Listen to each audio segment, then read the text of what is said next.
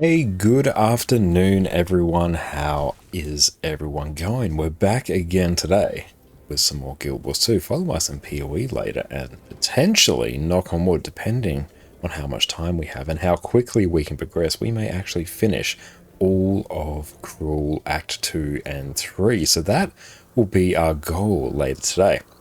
But until then, we are going to continue on with the leveling of some of our new characters that do need to get activated, as well as diving into some strike missions as well, which is going to be very, very fun.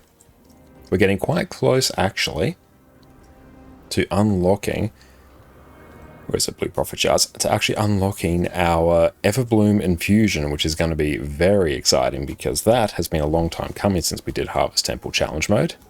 So it's going to be great to finally have that more visual proof along with our Voidwalker title as well. But beautiful, still my favourite way to level is Griffin Adventures. And we have also gone through, just while we were waiting to start up, we've gone through and just purchased all of our provisions tokens that we kind of comfortably can today, so that is good. Just a few more weeks and then all of our provisions tokens will be taken care of, but we're still going to be hard gate kept by, go grab this one, we're still going to be hard gate kept by our spirit shards once again. But hey, provisions tokens taken care of. There's one of the most notorious gates for legendary armor, so now that is going to be taken care of as well.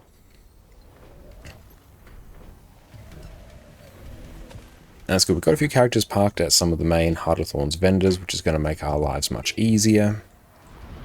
So then we can simply log into those characters, buy the things, move on with our day, and then for next to no effort now, we can get all of our provisions tokens. We'll also figure out how many we need for all of our remaining runes and sigils. And then we can, once we're done with our current set, we can plot out how many we need, then purchase everything. Close, there we go. Another one done. So let's go hit up this one here.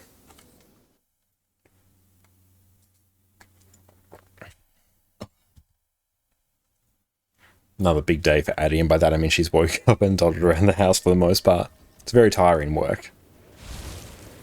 And we should be... what level should we be at? 46 did we start at? So we should be about level 54 by the time we are done here, which is going to be very nice. Just go open all of our things. Nice.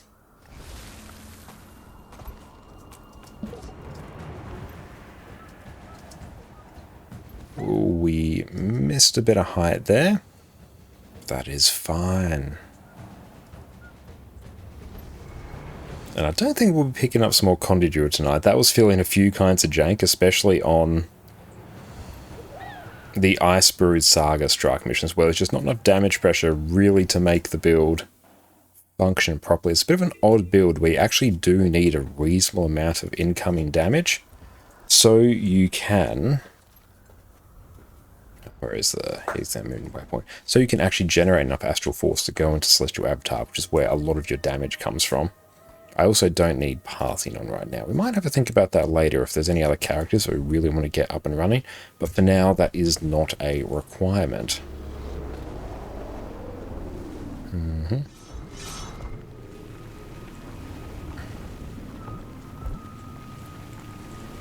So we have this, then we have Elon Riverlands, Desolation, then Vabby. Right about there, that is perfect. And we have re-enabled all of our add-ons as well, so hopefully we don't have any crashes when we get into strikes and stuff like that. So we did miss a bit of loot, but it's okay.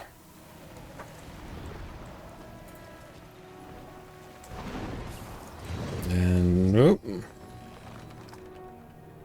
we overshot it.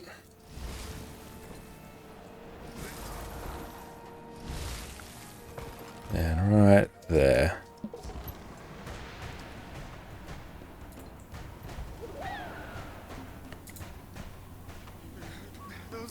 Are eating all the fish. Hopefully, we are probably going to have to go down just a bit there. Can't see the tree, but that's okay. Just trust you will not hit the tree. And should be plenty of height. No issues whatsoever. A comfortable gold.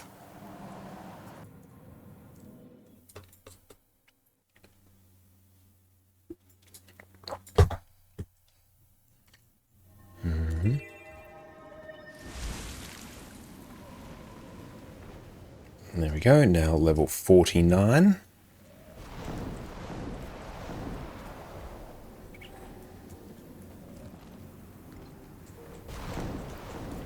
Once we are done, once we're done leveling our characters, we might actually go around, get experience boosters and all the characters that need it, and then park each character at a different Griffin adventure.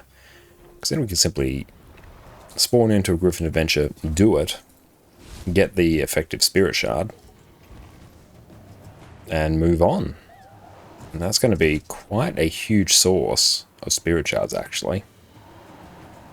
And also unidentified gear, it's not a bad gold farm as well in terms of the raw value it generates, which is nice. I know. They're so graceful and majestic gliding around. Cool. Easy. Alright, there, so we got to head up that way, I believe.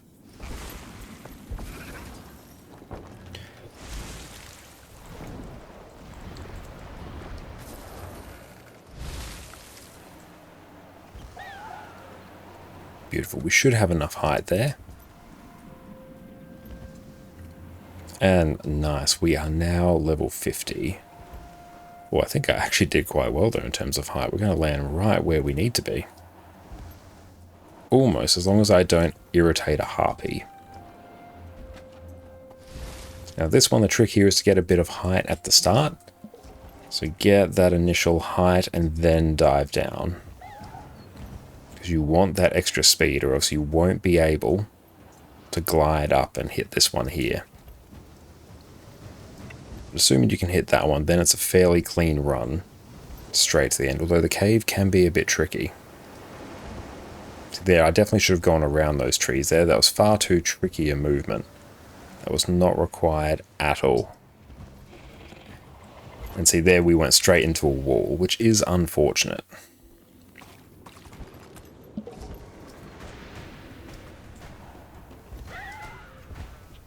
There we go, we got that additional flap at the start. So a bit more height to work with.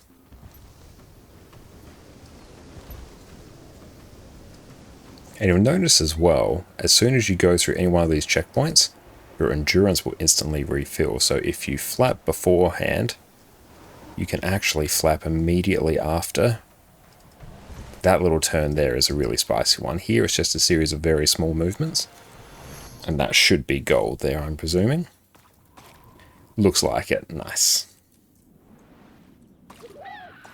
So these ones will be very good to park characters at. These are a bit annoying to get to, actually.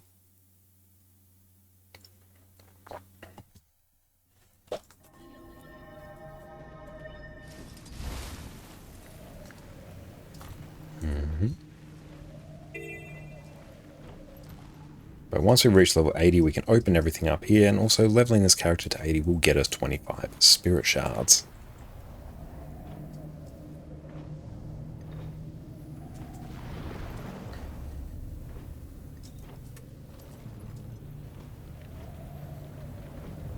Okay, just keep sauntering through here.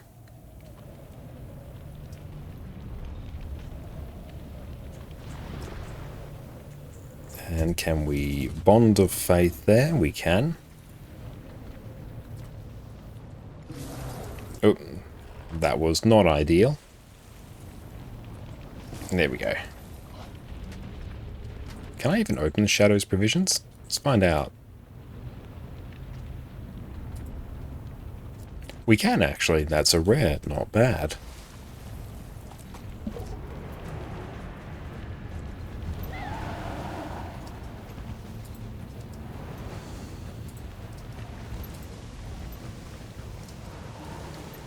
Just get a smidge more height.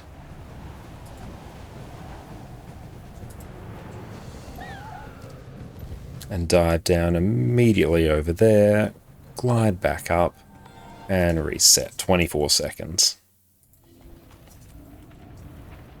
Now, this next one is over here. What's that? It's a Griffin Expert, Shadows Intel. Yeah, it's the Griffin Expert over there. So we're just going to waddle our way up there.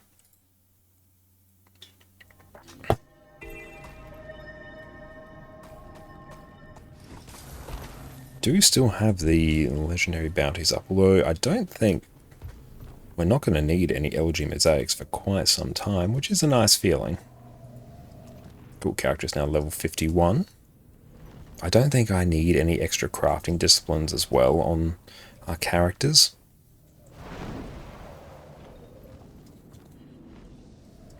So I don't think I'll need to level any crafting ones on this character, which is a nice level boost.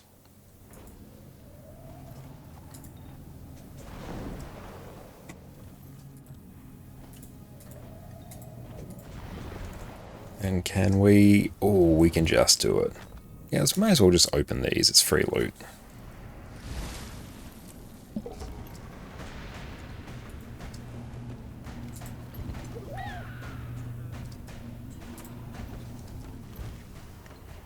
I'm quite happy with how that one went.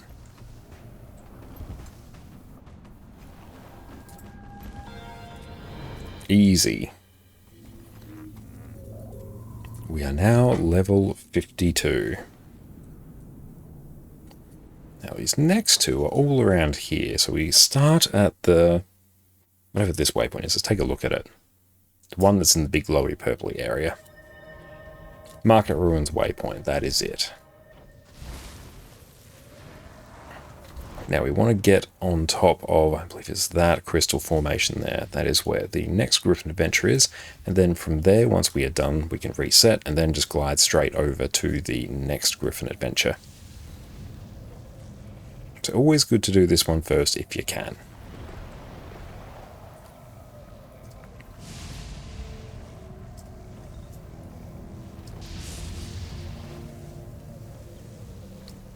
Got to go up in a few little increments.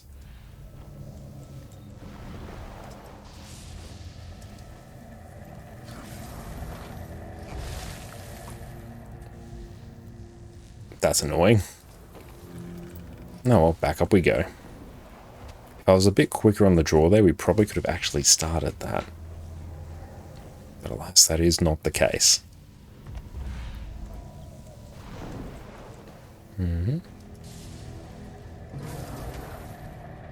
Let's go work our way back up again. Cool, we haven't just walked straight off the edge.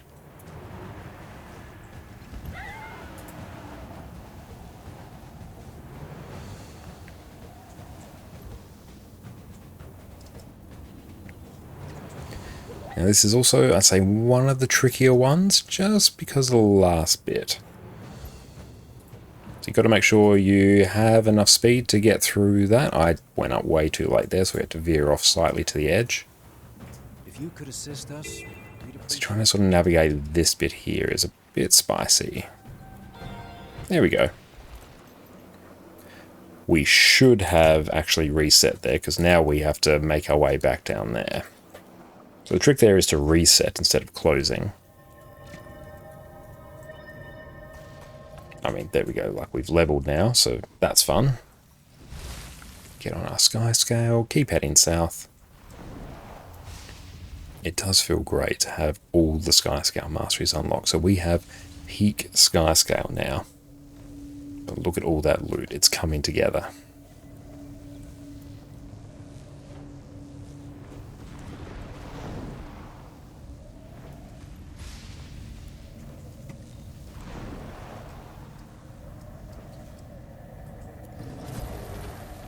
And Plonker, welcome in. Do you know there's a pattern for the Guild Wars 2 sale, or do they have sales when they want to? Try and talk to your friends to join Guild Wars 2 when the next sale comes. I believe there is somewhat of a pattern to it. Quite often, there's usually ones around the anniversary of Guild Wars 2, which will be in August. You'll have probably Black Friday sales. You should have Christmas sales as well. I'm not sure of when the sales typically land in this earlier part of the year, but they usually follow a fairly predictable pattern. So if maybe you could go on the Guild Wars 2 wiki, you might be able to see what the previous sales were and when they were, and that's probably a reasonably safe bet. At least for the general region. They do follow a bit of a cycle. But outside the typical holiday season, I'm not quite sure. But welcome in. Hope you're having a great day. I might just reset that one. As usually something in March with the gem store sales they do. Welcome in, Nog. And yeah, I thought there was one in March, but didn't really want to say it, and I was wrong. But yeah, I remember there typically being one in March. But hope everyone's having a wonderful, wonderful day.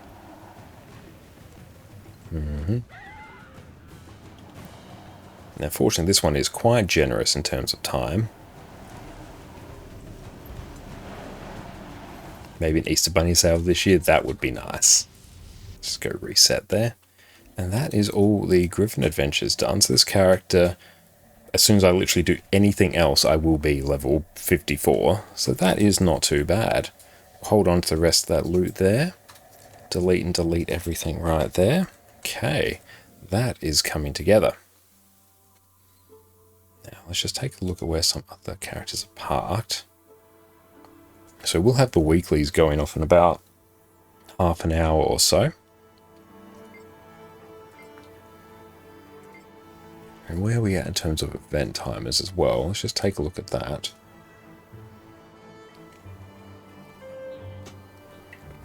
So Octavine is like done for the most part. We do have a... Do I need a Drakkar? That is the thing. Not really. Okay, so we might have a bit of a ponder as to what we want to play in raids and strikes tonight. Like, Spear Mech is not a bad idea, so I think that's actually on this one. I'm keen to see this build get buffed a little bit, the spear version of it.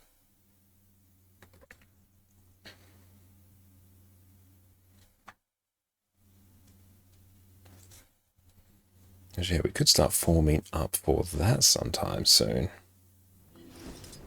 Yep, that looks right.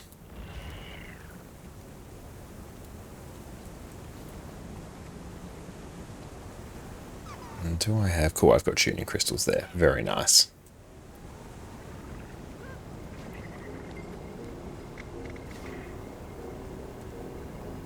Yeah, I won't be able to do that mission in like 10 minutes and 30 minutes, but that's fine.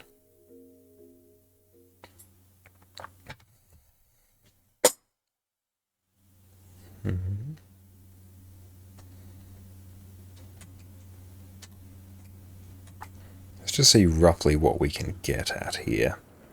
Let's double check this setup. Okay, so we still have an exotic spear, but that's fine.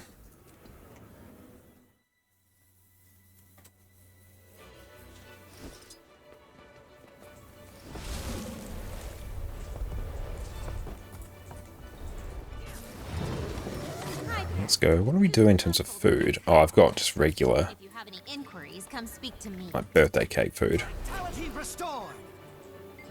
Spawn a golem, large, bam. H, spawn. Let's eat some noms. Do need to eventually craft my own food again. In the meantime, thank you, Fiery and Dante. I truly do appreciate it. Grab that. Okay. Now, the actual rotation for this, I vaguely remember it, so let's try.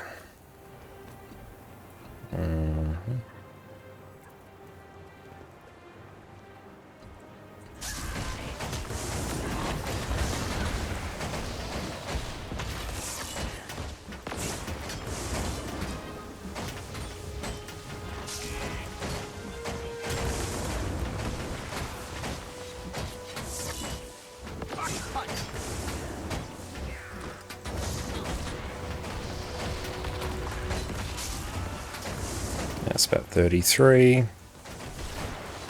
Got to get used to the timing.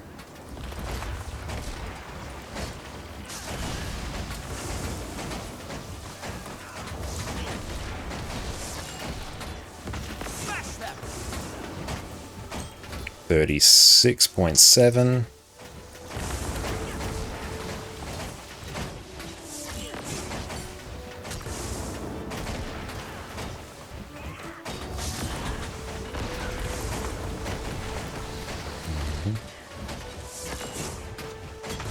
And the mech's just going to use its skills on auto cast more or less. Should have definitely gone into grenade kit a bit sooner there. I should have kind of delayed it a little bit there.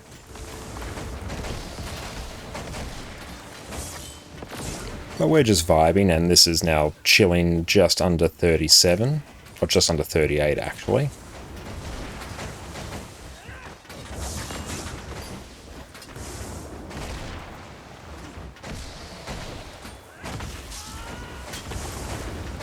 Oh, should not have done that. That was a bit of a weird rotation there. Okay, so about 38.1. Not too bad. And Necro, how are you going? It is great to see you. Hope you are having a great day. Yeah, that's fairly comfortable. It's mostly after every few seconds we're kind of swapping into grenade kit and then just using shrapnel grenade if it's there. It's on a 5-second cooldown with alacrity. It's there every few seconds. And using freeze grenade and poison grenade when they're available as well. Other than that, we're using 3 and 2 on spear, using 5 if it's available, popping our superconducting signet for some extra damage, and all our mech skills are set to autocast.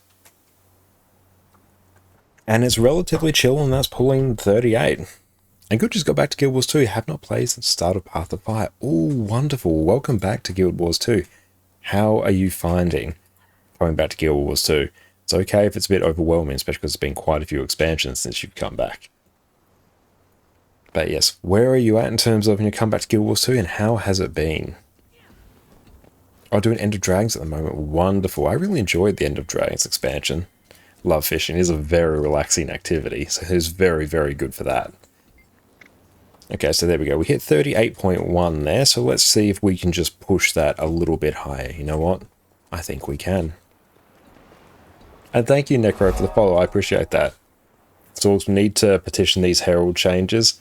Herald is getting slapped a little bit in this next update, but we'll have to see how it pans out in terms of damage. It's a pretty significant hit, but we shall see. Okay.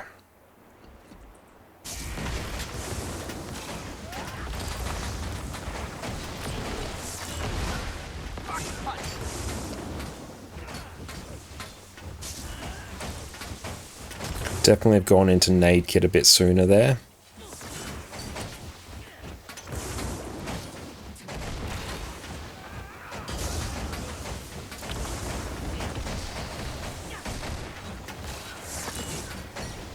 .33.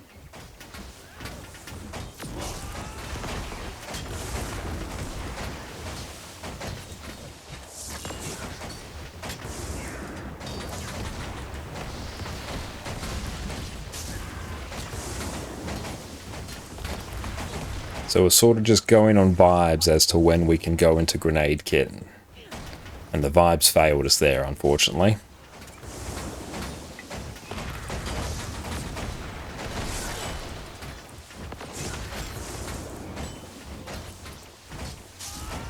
We've definitely been hovering a bit too long in spear.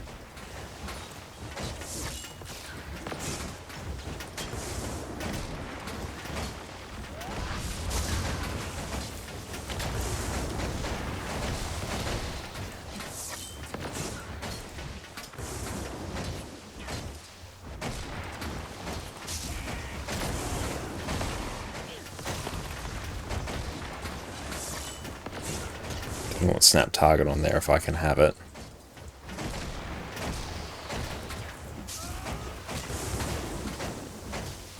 Okay, so 38.6 there. Nice, that is going up, and even then that was still with some mistakes. Very nice. Unnerving the damage on the lowest boon DPS class hurts your eyes. That does feel a bit rough, but honestly, I think they could stand to bring all the boon DPS classes down quite a bit. Herald, so even though Herald is still the lowest damage boon DPS class, I still kind of think it's the best. It at least competes with Chronomancer because of just how good, how easy to play it is, and how much utility it brings. Or you're looking at the new Warrior Elite specs. Is Spellbreaker any fun? You love the Dagger Fantasy. Spellbreaker is very fun. It's probably my favorite of the Warrior specializations. It, especially if running just the power DPS build, it feels quite relaxing to play because you have a smooth, permanent like looping rotation, which does feel quite nice. You have basically perma self-stability, which is great for making sure you don't get knocked down. Great damage, good sustain. It feels quite good. I do really enjoy Berserker. Oh, Berserker, Spellbreaker. Berserker I also enjoy, but it's quite fast-paced. Spellbreaker is a bit more methodical. But yeah, Spellbreaker is my favourite of the Warrior specs. It's pretty good in Fractals IMO. It really is. Yeah, the fact it brings a good amount of boon removal as well is really good for Fractals. And a lot of new content in Guild Wars 2 actually does implement more boons onto targets. So anything that removes them is quite good for that. But yep, Spellbreak, it's a really good DPS build. It's one that I have to pick up more. Well, let's actually, we might do now. You find Berserk to be methodical. If you get yourself away from Axe main hand, yeah, Axe is definitely a fast one.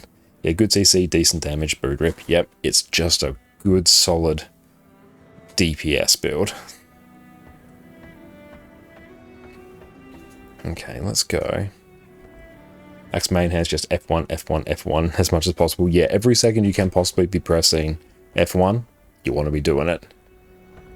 They should pick out boss. Nah, it's alright. So we might actually, let's go and start forming up for some strikes. I want to get these done a bit sooner so we can maybe finish off Path of Exile tonight. Remember playing Spellbreaker when Path of Fire came out, then you question why you would play it over Berserker. Yeah, and there's been like so many changes in terms of balance since then. But yeah, if I was to pick a DPS build of Warrior to recommend, it would be Spellbreaker. Because yeah, you have such just great self-sustain, incredibly durable, baked in stability. It's really good. Okay, so let's get a tag up. If anyone wants to join us for some strikes, we're going to do IBS 5 and Soto and EOD dailies. Okay, and we can join raid mode. There we go. EU or NA, we're on EU right now. Okay, so IBS 5 plus EOD Soto dailies. Boon heal. Boon DPS.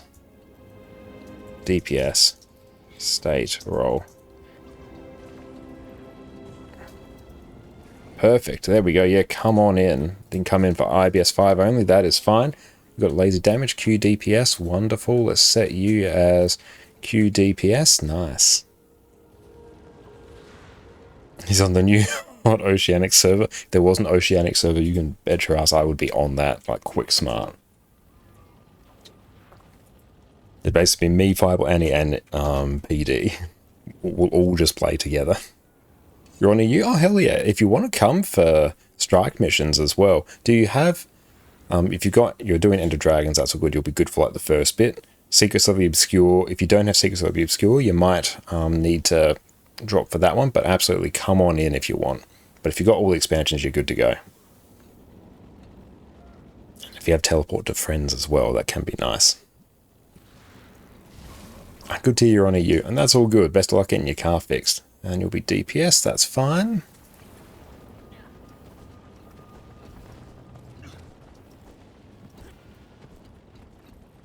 Let's just check what the dailies are. I'm pretty sure I know. It's going to be Junkyard and Cosmic Observatory. Daily strikes. Yep. Edit.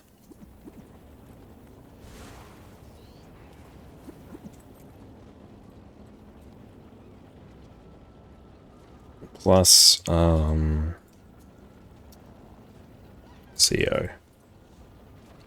But there we go. If anyone wants to join, you may join up on us here.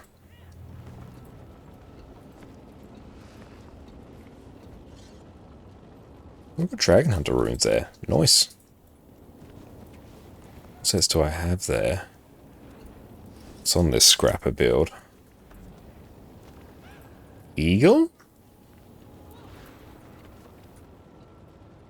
Oh, yeah, that's the world versus world setup. Okay. I was wondering why I had that. You can tell we play across a lot of different characters. I can always forget whichever build's meant to be where. That's a good hammer. I can't delete that hammer. We can delete that, though. Beautiful. Once probably the other group clears off the LFG, then we'll be able to blast. They just need boon heal, boon DPS. That's fine. We'll get everyone in here. Now let's go edit. Speedy, how are you going? It's great to see you.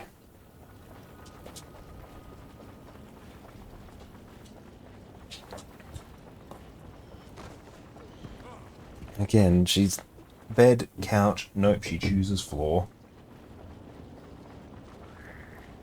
We'll never know why. Let's change to red tag. And where are we at in terms of... Oh, we're on 919, so we should be probably at about 1,000 of these blue profit shards by the time we are done tonight, which will be nice. Recovering well, it was loud home today. I'm really glad to hear that. That is music to my ears. I'm glad you're doing better. But I'm going very, very well. It's been a very nice day here so far. Ridiculously hot, as is the Australian summer, but we're coping. I've never been able to actually open these. Just buy some of these while we're here.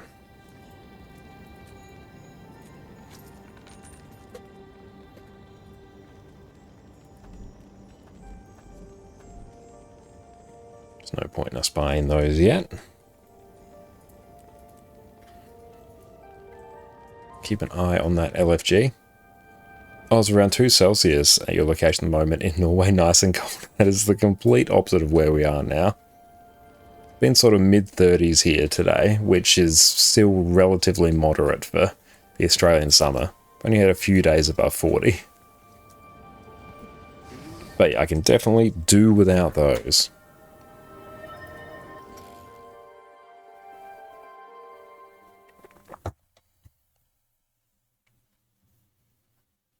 Let's go deal with some stuff in our bank while we wait.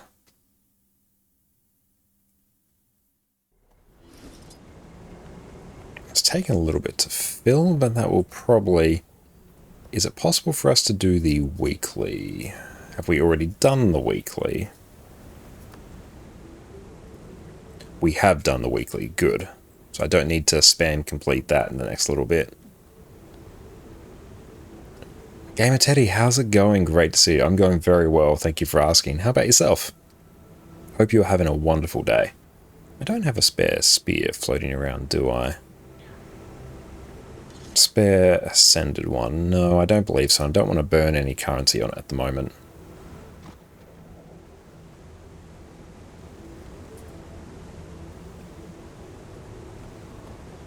Okay, so we're good for Mystic Clovers as well for all of our armor, which is nice. But yes, we are joining up for some strikes now, so if anyone wants to join us, come on in. Doing well, USA side, so late night, early morning view. Wow, you definitely are up late then. /D, TY, go A, heal. And doing Living World Season 3, enjoying the story, that is great. I really, really enjoy the Living World Season 3 story. It's some of my favourite story. Living World Season 3 is probably my favourite period in Guild Wars too. We'll liquidate those. It's another bit of gold. Actually do need to generate a fair bit more gold. Another, well, it's not that much gold. Another 400 gold, and then I will have really everything I need for our legendary armor, which will be pretty sweet.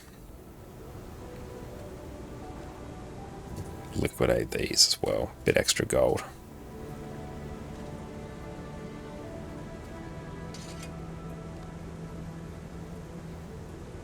Sven, how are you going? It's great to see you. I'm going very, very well, thank you for asking. I also really enjoy Guild Wars 2 stories, like they combine the best of WoW, leveling story, and FF14. That is great to hear. FHQs, thank you for the follow. Now, where is this group in terms of its forming?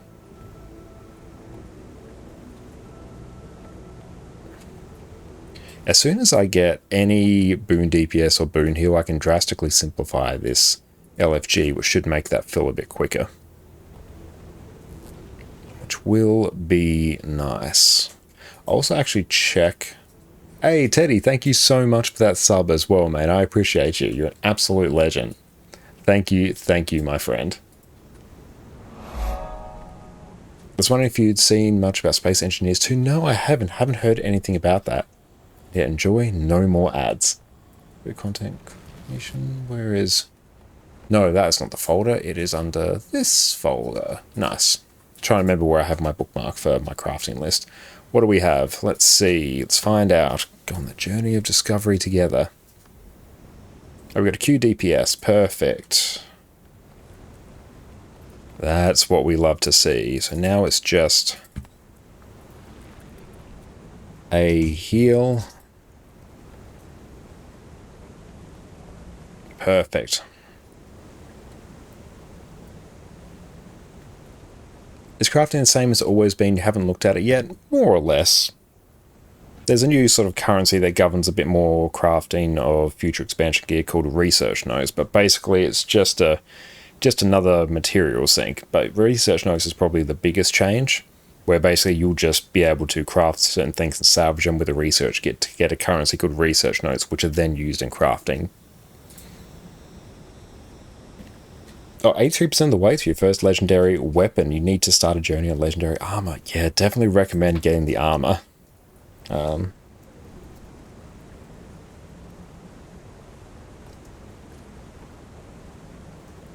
Just LFG for a lack heal.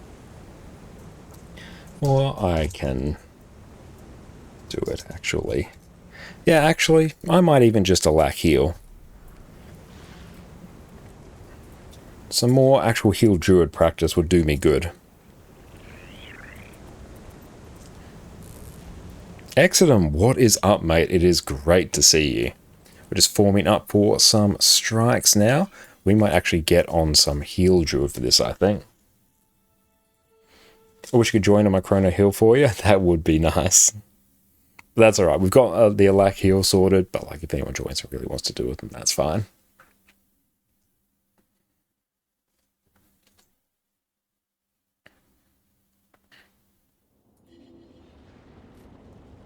Cool, there we go, got our boons sorted. We are just now looking for that. I'm going to go over to the heal version of my build. Come here. Oh, you might finish a Gen 3 rifle today. Congratulations, that is huge. And you're thinking if you could make it your goal to craft as many legendaries as you can. You only crafted one back in Vanilla Guild Wars 2. I think that's a very good goal, especially with the legendary armory. Basically, I've got a whole bunch of legendary gear on this character here, but a legendary can now be used on any character at any point. You do not need to swap them. So once you have a full set of legendary gear, you do not need to worry about gear ever again for any character. It's like with trinkets as well. We've got legendary trinkets here. I never need to worry about trinkets for any character ever again. So getting full legendary is an incredible goal in Guild Wars 2, and one that I'm going for. This is my second account that I'm doing that on. It's one that a lot of people go for, and the quality of life you get for it is absolutely amazing. That is probably, since you've been away, Necro, that is, I think, the biggest change. Oh, your character kind of reminds me of Wooden Potatoes characters. It does look very similar. It looks a bit similar to Mucklucks as well, actually. All in sub 1 DPS.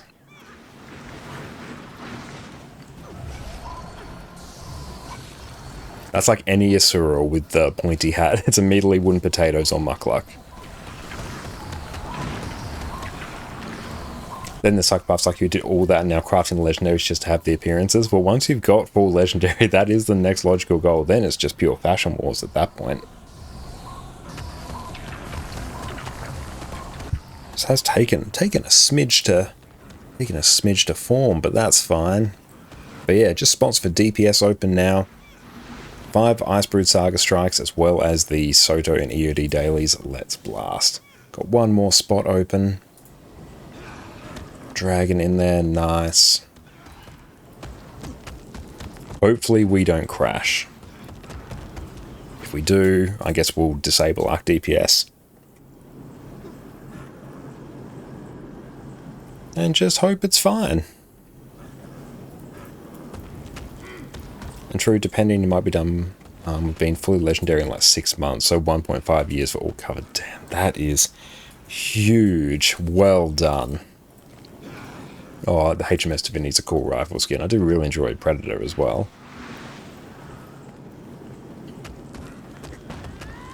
One more spot.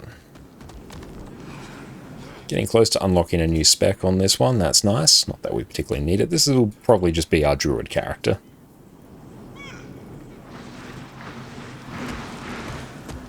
Yeah, we'll rep our Stream Guild. Nice.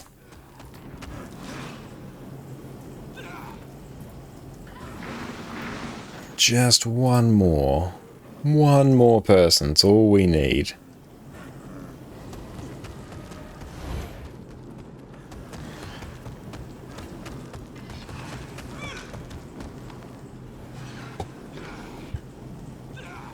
And good, we've got a ton of experience boosters.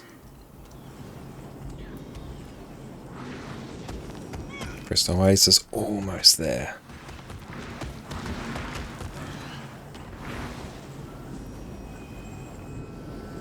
Okay, let's just take a look at some of the stuff in our build as well.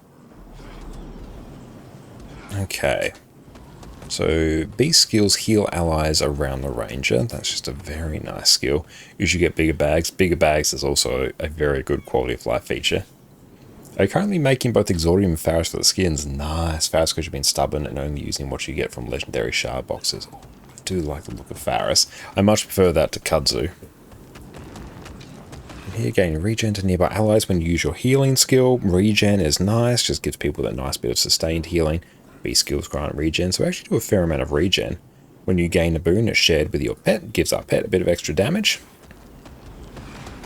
Grant boons to nearby allies when you're swapping pets, so Might and Fury, a not insignificant amount of Might as well is good. And we get increased concentration and regen is more effective.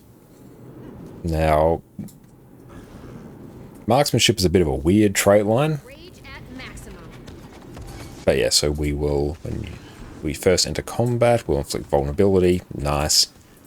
We'll do cast Lesser Call the Wild when we swap pets, so we actually want to be swapping pets somewhat regularly. There's actually a huge amount of boons.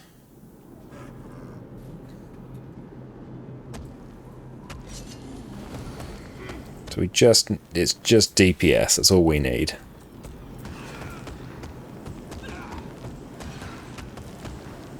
Opening strike inflicts cripple, so we also cripple when soon as we get in combat. Cool, we got everyone, nice.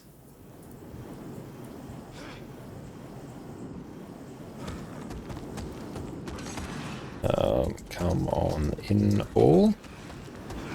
Nice. And when we interrupt a foe, we gain an attack of opportunity.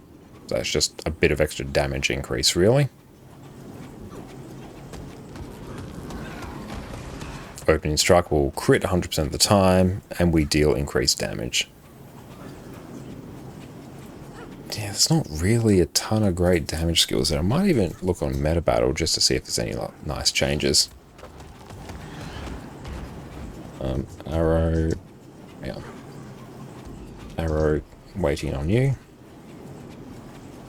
Let's just check they're not waiting for a... No, they're just in Crystal Oasis. There we go. They are now in Radiant Strike. There we go, let's get the ready spaghetti check up.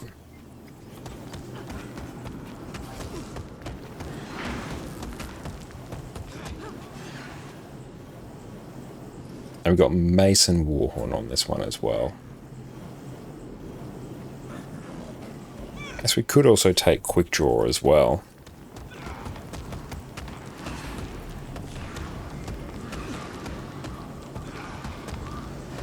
Yeah, that feels better.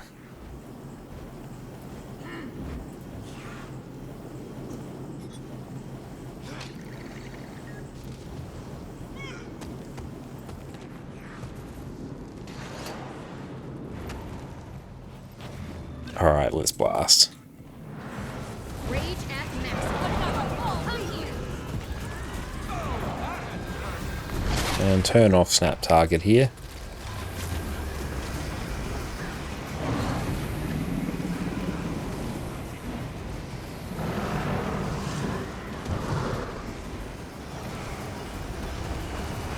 That was a blast.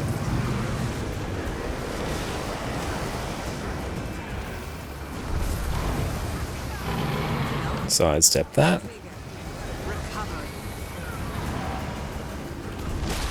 And get a bit of healing off there.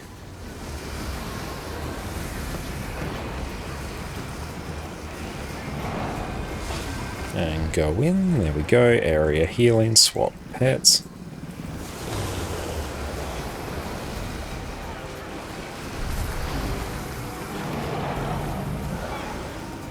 March to fight.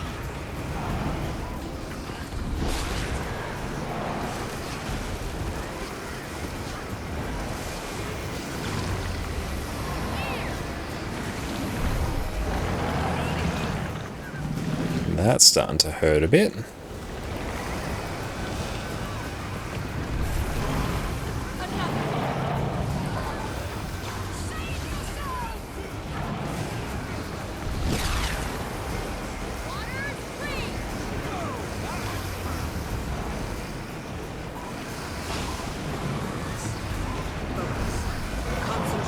Nice.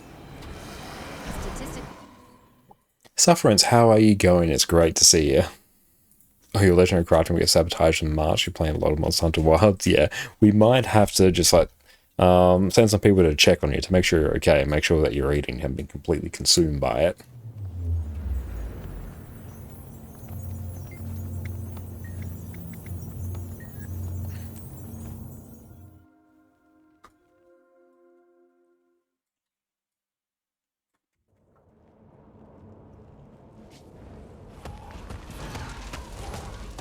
Accelerating. Oh, your job interview went really, really well. Waiting on the offer letter now. That is so good to hear. Congratulations, Sufferance. That's absolutely amazing. Job interviews can be a hugely stressful and daunting thing, so you've absolutely smashed it. Love to hear it.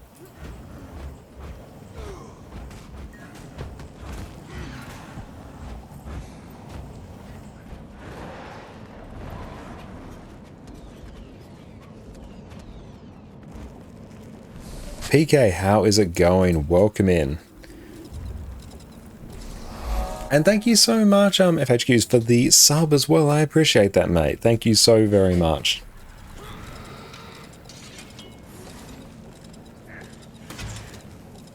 And it was very stressful. Oh, they really are.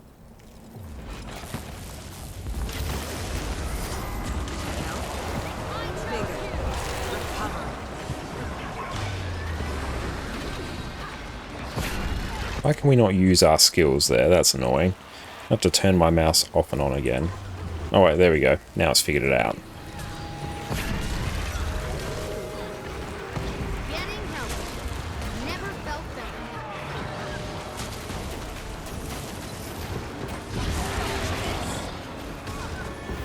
Sharp blade, sharp mind.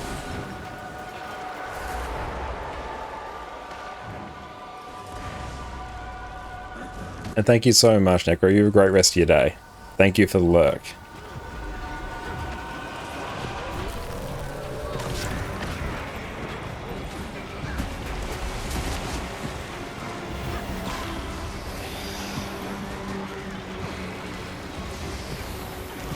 I need to really work on my alack uptime here, actually.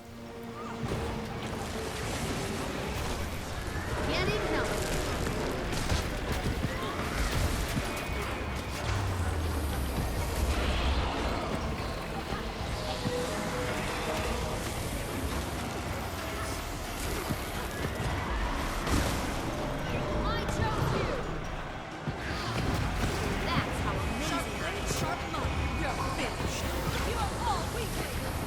At the moment, outside doing some maintenance, you're only playing Little Guild Wars 2, just need some time off after burning through all that crafting. No, I totally understand that. The sheer rate at which you were crafting was absolutely insane.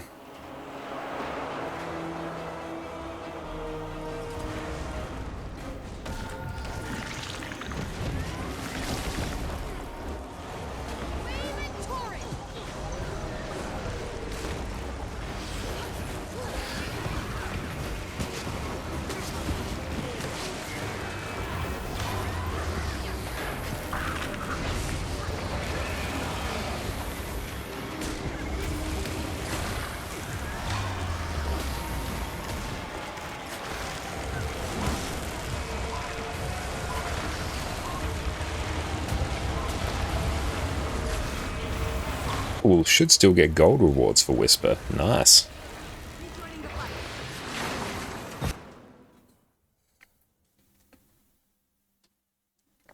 I do think I want to try Wilderness Survival instead of Skirmishing, because honestly, I don't care about the damage, and if I can make this even more survivable, that just seems like a better trade for a healer, honestly.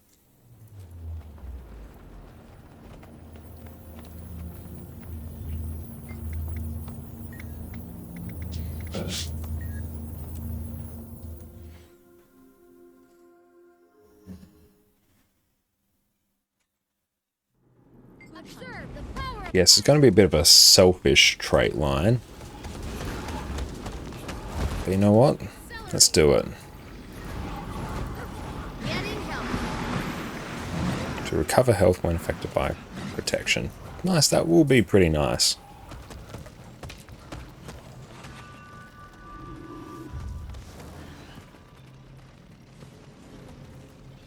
So we get stability on that and stability on that.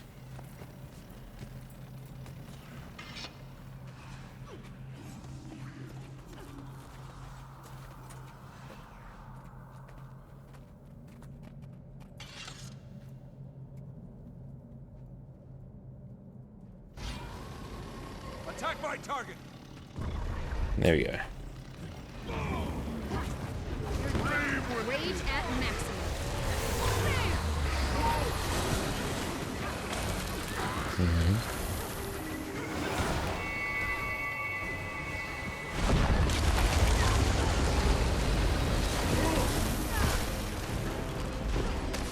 It's time to sleep beneath the stars.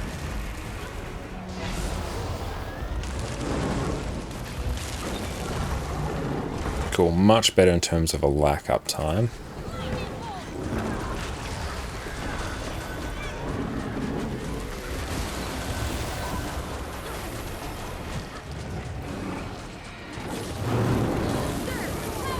Do a bit of stability on that.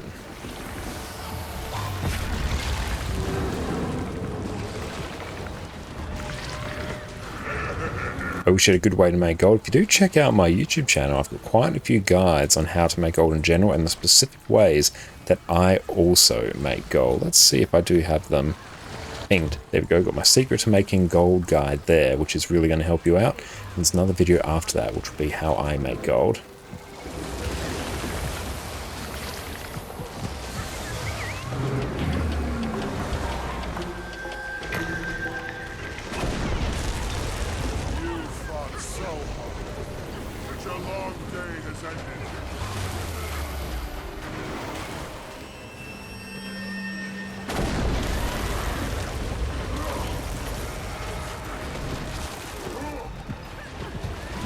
Nice.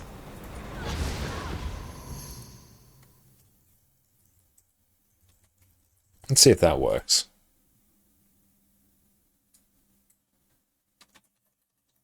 I probably don't have a command for that setup. There you go, you can check out my YouTube channel there. There'll be some guides on it.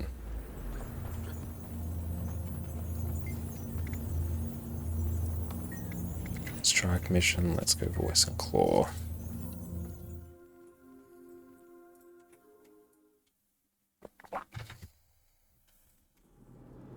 Getting healthy. Rage at maximum. Best way to make gold in Guild Wars 2? Play the game. Basically, yes. Yes, and find a way to convert all the various currencies and materials you're going to get into gold from there.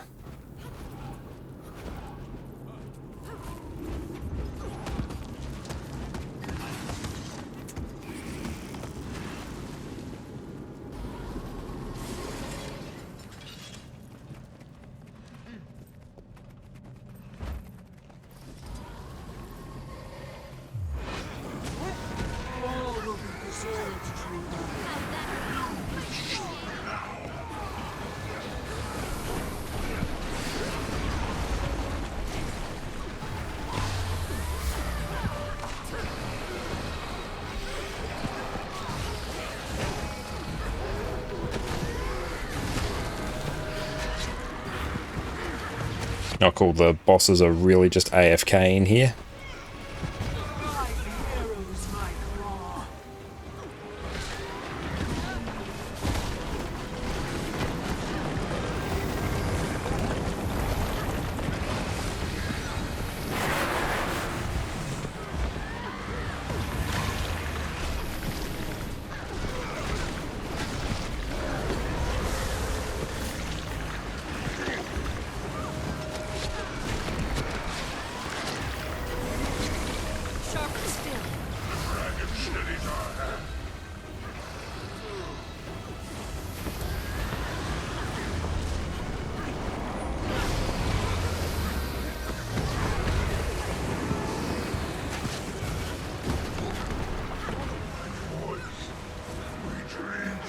Yeah, if you don't group these bosses up at the right point, then the fight does take drastically longer.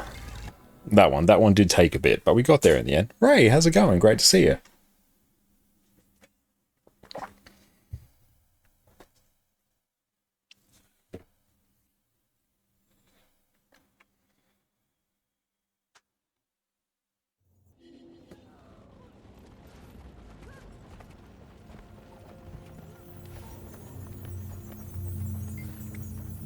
Join a strike mission. It's Shiver Peaks Pass now.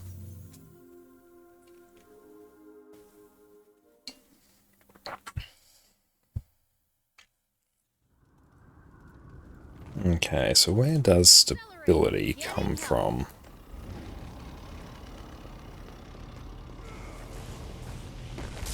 Okay, so it's going to be on these two skills. Commander, heard you're headed back into the pass. I'll be right there. Give me that. You stay put. Hey! Be careful up there. And cool, we've now crossed over into the new weekly time. Another way up. Come here.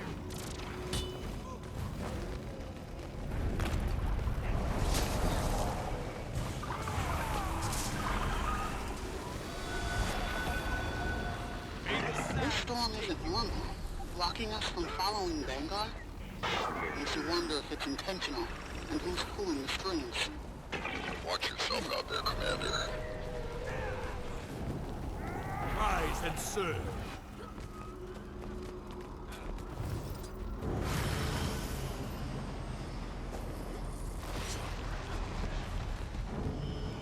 Oop. No jump for us.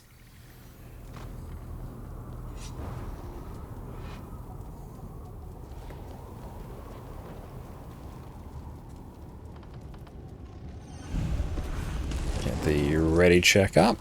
Commander, you heard it from Cree. I should be there. Oh, it would be so nice if the Druid Elite followed you around like a gyro. That would be amazing.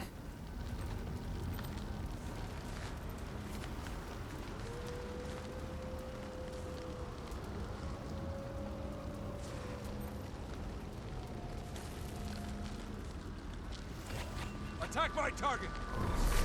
Ah, screw it, we're just going.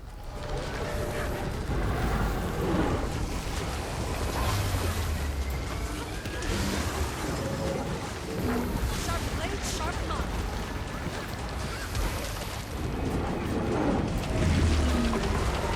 Getting help. Come here.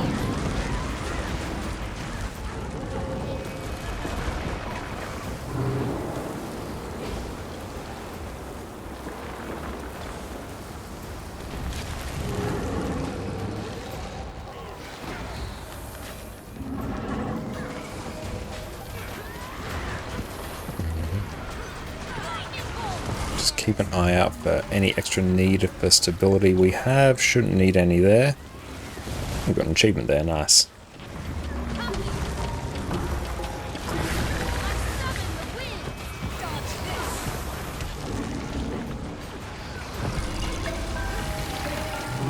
Nice.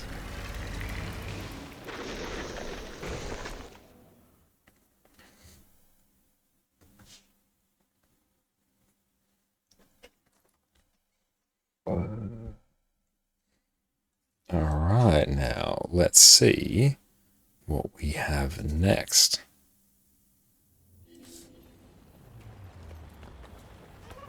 Okay, so we're going to go off to Harborstone now. And TY, there we go. So it's just DPS. Thank you for coming for that dragon.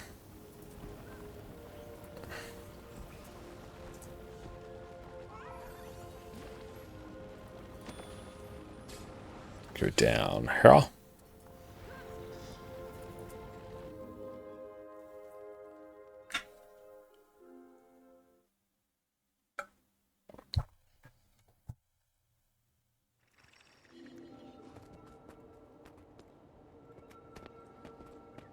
Nope. There we go. 934, brilliant.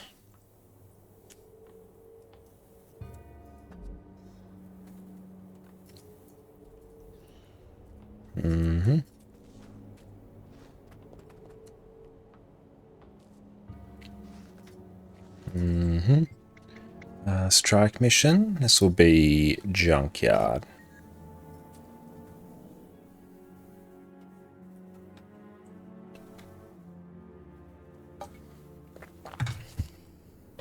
And brilliant, there we go. Rage at maximum. Just go start that.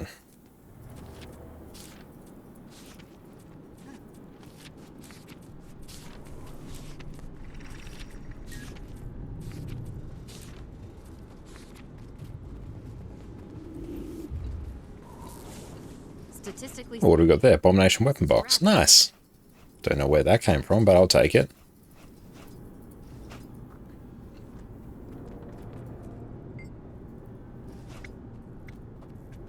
No, we're not doing challenge mode.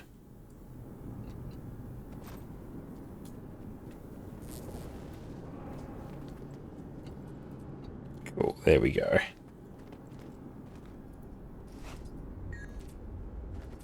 oh, what a pleasant surprise. Harborstone.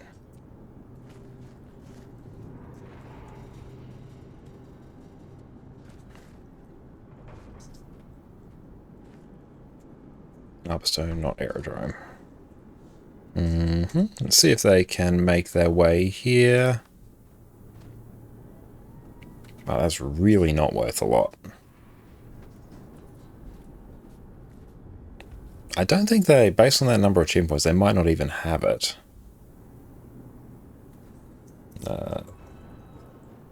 Zoro, do you have End of Dragons? They also might not have squad chat up. We'll give them a little bit, because we'll probably have to replace them if they don't make moves soon.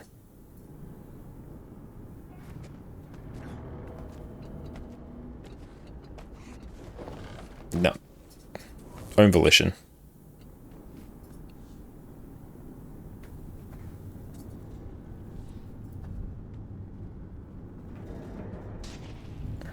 There we go.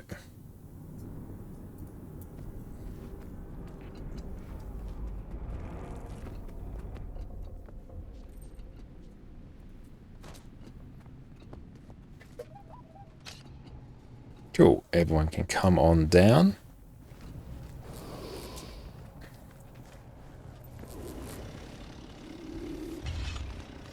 Sugar Addict, thank you for the follow.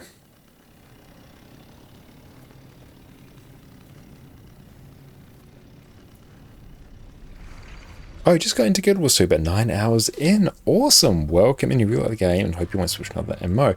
Currently free to play. Any tips? Great questions. Generally, the best things I can recommend for you as a newer player is to focus on working through the story. It's always going to give you access to a whole bunch of areas in the game. It's a great way just to ease your way into the game as well and get introduced to it. All those AoEs are not the nicest things I've seen. And if you find you enjoy the game, 100% recommend picking up basically like all the expansions that you can, especially the first two, Heart of Thorns and Path of Fire, because they come bundled together. It's obscene value. The expansions overall are the best purchase you can make if you end up enjoying the game.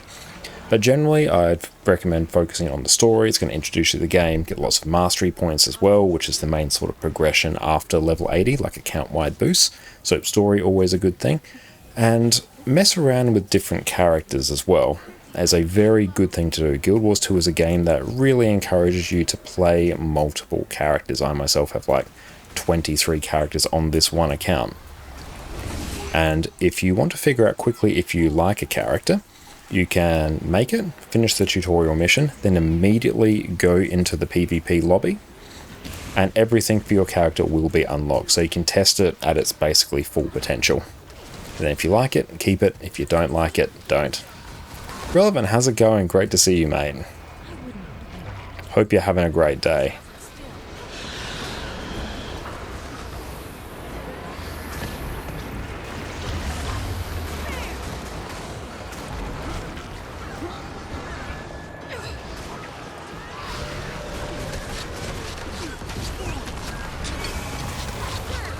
We're just pumping out some regular sort of healing here.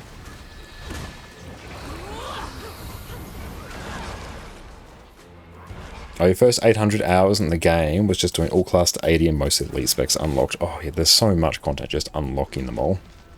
Well, good, just started the day. Have you read the patch notes? If yes, any thoughts? Given them a reasonable read. I'm excited to see the buffs to Dragon Hunter. It's one of my favourite DPS builds, so seeing that get some love I am very, very happy for. Herald's getting bopped a bit in terms of damage, quite significantly, so it's going to be interesting to see what the damage of that lands out. A lot of barrier nerfs in World vs. World as well, which I guess is overall a good thing. And Power Virtuoso as well as, and well, Condi, but Virtuoso in general is getting its damage significantly lowered as well. So it's going to be interesting to see just where that ends up landing. I still think they'll end up being really good DPS builds. Oh yeah, Rifle Warrior is getting some nice updates as well. Spectre or Support Spectre's getting a rework, so I'm generally happy to see that. I really want to like Heal Spectre as a build, but it's just never really clicked for me because it's a little bit jank in how it works. Mesmer needed the bop. Oh yeah, 100%. Like Mesmer and Power Virtuoso in particular. Power Virtuoso is absolutely cracked. It is a relatively straightforward DPS build to play.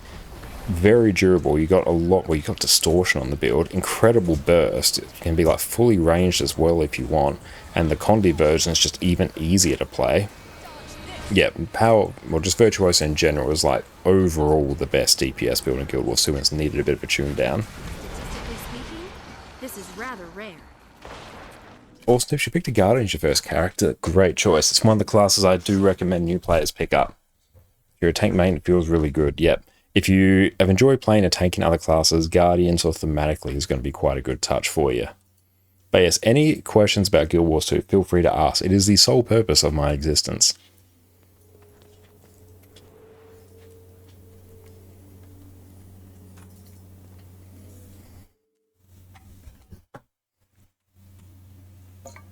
Vert's crying on Reddit and forum that Vert doesn't have anything besides damage. Why does it get nerfed? It has so much besides its damage. It can it has free utility slots as well, so you can just slot in any kind of utility to like carry your team. You can give quickness on it with Time Warp. And honestly, even the build will probably end up being around about the 42k mark in terms of DPS. Like that, which is still totally fine and honestly a pretty appropriate point in terms of its level of complexity and the sheer amount of utility that it brings. And Herald's dead. Now, no, Herald's not dead. Because people think that, oh, Herald has low damage, why would you bring it? Well, in the same reason that Quickness Deadeye has like, is that like the highest DPS support build and you see no one bringing it? It's because it's not about the damage, it's about the utility. And yeah, buffing Mesmer Sword as well, that's nice. I'm like happy with that. It's pushed it to be a bit more melee as well, which that also brings Virtuoso a bit in line, because one of the best things about it is the fact that the build is effectively fully ranged, which that's insane. So giving it that trade-off where it has to go melee to get more damage, that's a bit more of a better trade-off. You see a world where Power Vert and Chrono run Greatsword and Spear, that's not out of the question. Yeah, the damage may be low, but it's easy to get good damage on its great. Yeah, it's easy to execute, it's incredibly durable. And the fact you offer such a wide variety of boons so easily, that's why you bring it. And easy access to stability. When 80% of the power in-game with CMs is all Power Vert, it's a problem. Yeah.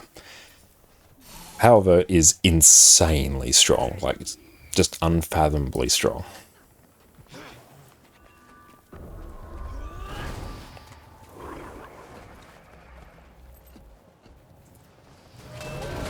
And range still matters, because especially, you could even see it in Junkyard, bosses move around a lot in Guild Wars 2. That generally, it's not uncommon to see bosses move around, and when a boss moves around, if you can still be attacking, because you have a ranged weapon, and you can simply walk out of dangerous mechanics and still be attacking, that's what really makes makes range builds preferred. Because you can just constantly be attacking. Whereas, yeah, if your build is melee and has to move out to deal with a mechanic, you're not doing any damage. It's like even here where we have to spread. If I have a range build, I don't need to stop attacking.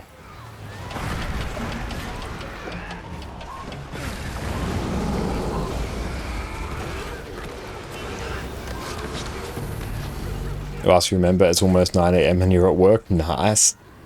I don't think you understood the whole specialization mechanic. As you understand, it gives new skills to a class, like a class within a class. Basically, yes. Effectively, yeah, treat it as a subclass, more or less. Gives you access to like a whole new set of utility skills, usually extra sort of mechanics and boons that it can provide. It's usually like a big sort of gameplay change for the class. As a general rule, elite specializations are almost always stronger, at least in some way, than the core class. Just as a general rule. It's not to say there aren't good builds on some core classes. Engineer's one where that kind of holds true.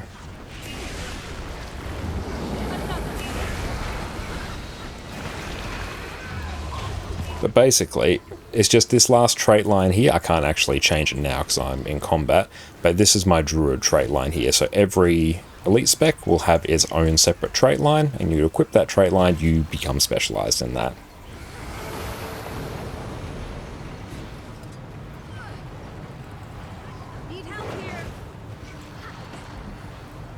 Divine, how are you going? It's great to see you.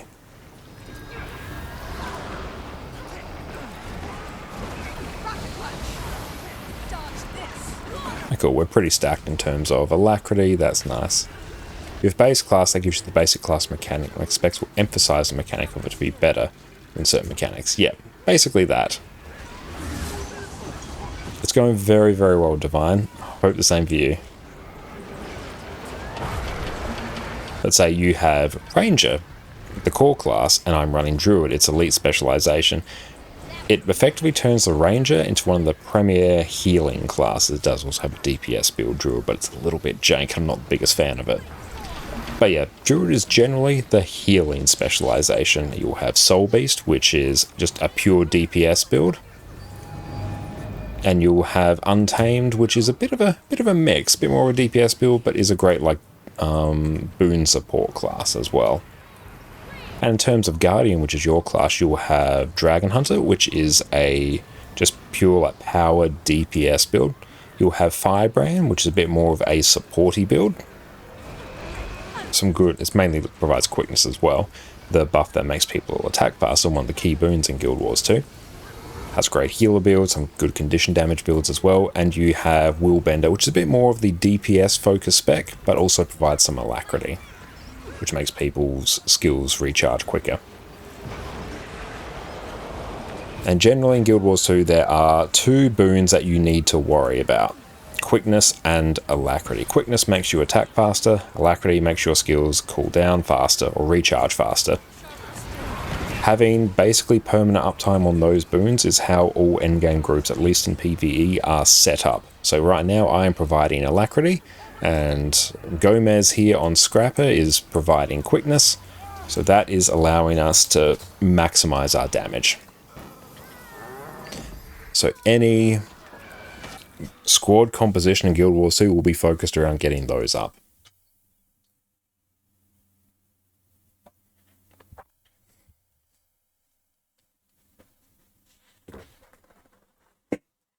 Very nice. So that is all the strikes we planned done, which is good.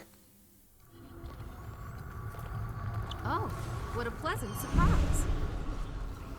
This game as classes very complementary with each other. It's insanely well done. Yeah, they've done a very good job with overall design in Guild Wars 2, and the combat system of the game is one of the reasons I've stuck with Guild Wars 2 so long. It is insanely fun.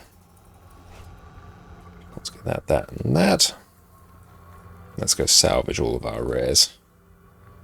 FF14 does a similar good job. Nice. Haven't played FF14, but that's good to hear.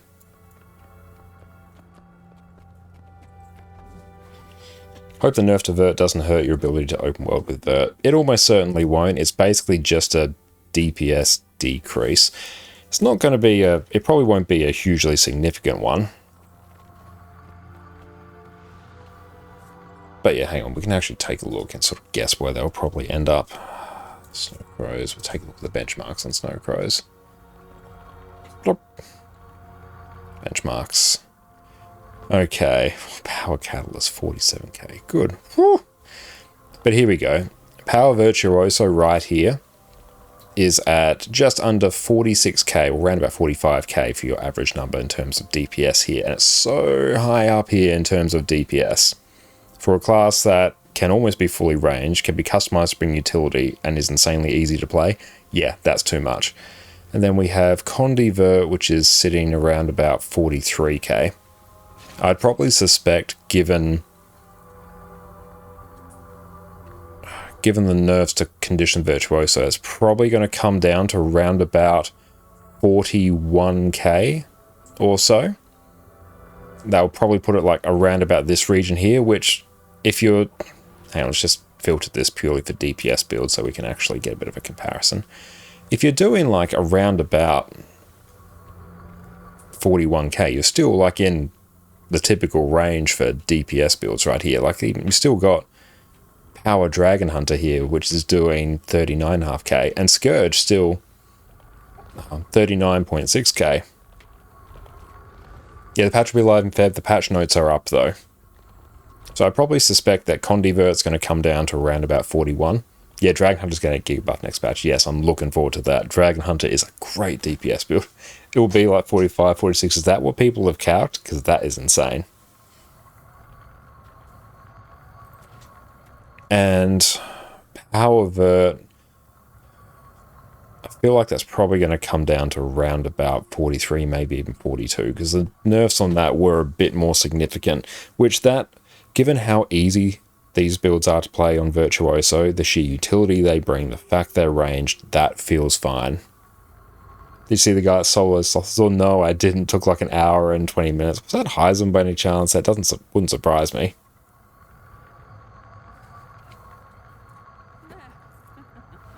Okay, let's go pick up some stuff.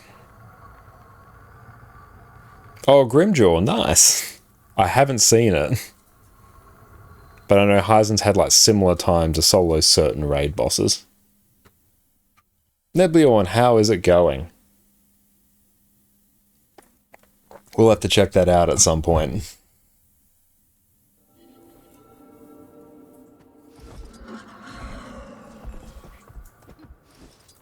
Beautiful. Let us go pick up some stuff quickly. Getting healthy. I don't want to chew through those yet. I need to save my blue profit shards for my Imperial Everbloom fusion. Our Power Vert should be almost exactly 43k after nerf. Well, that was a very good educated guess on my part. Power Vert being 43k, that feels fine. That's still a very good DPS build. It still offers great burst, great utility, and personal survivability. It's great. Like, that feels like an appropriate point for it. In fact, I'd probably even say it's still a bit overtuned at 43. It should probably be around about 42, 41. Oh, Grimjack's the one that posted yesterday. Hell yeah. I'll make sure I check that out. Been busy during the day for the last few days, so I haven't had time to stay up to date with what everyone's up to. But that is awesome. So that, let's go take a look. Where is the vendor? Cool, so we're just under 1,000 there, which is nice.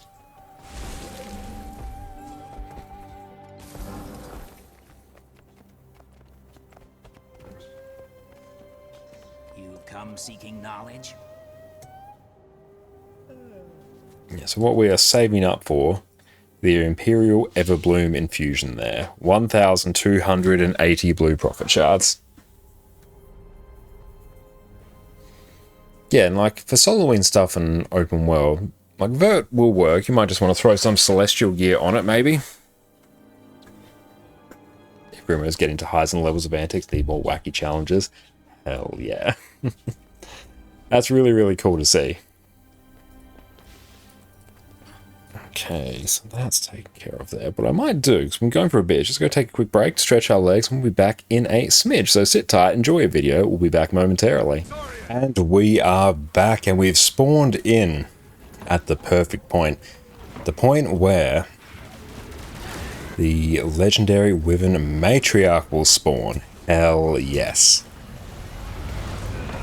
Just a very profitable event for us to go through and do.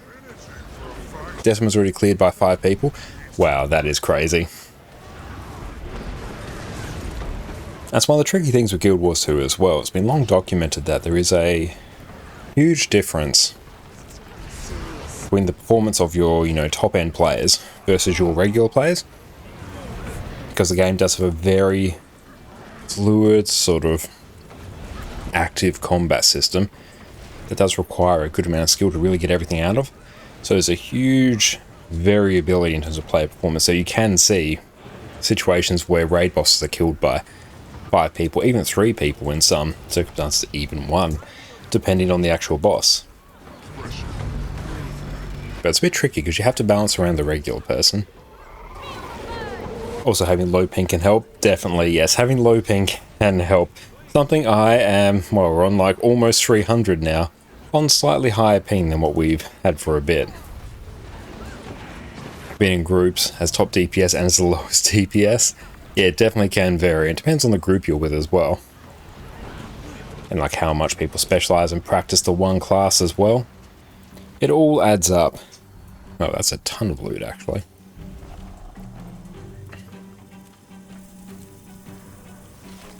I need 1,500 airship parts as well.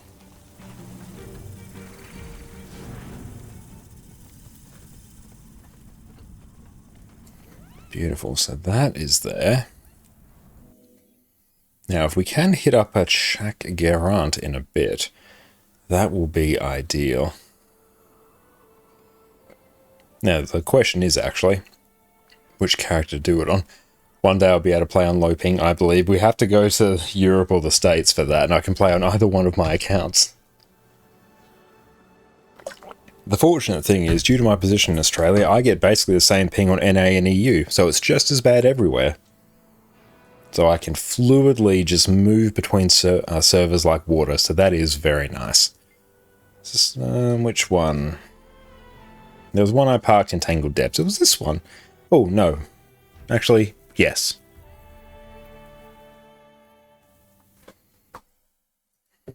Yes, but not yet. That is actually what I was thinking.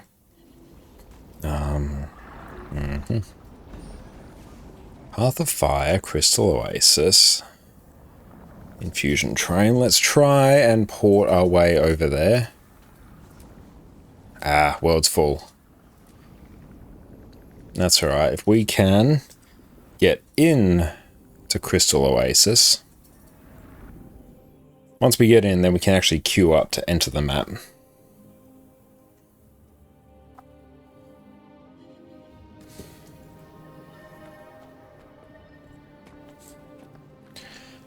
This one looks like it's up, actually. Up and on track, I believe.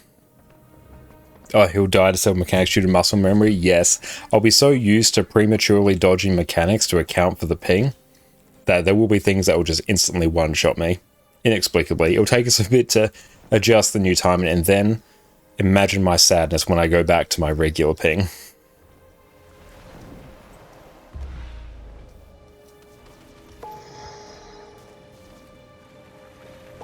These coins won't gather themselves. But how are you doing, Fermi? Thank you so much for popping in.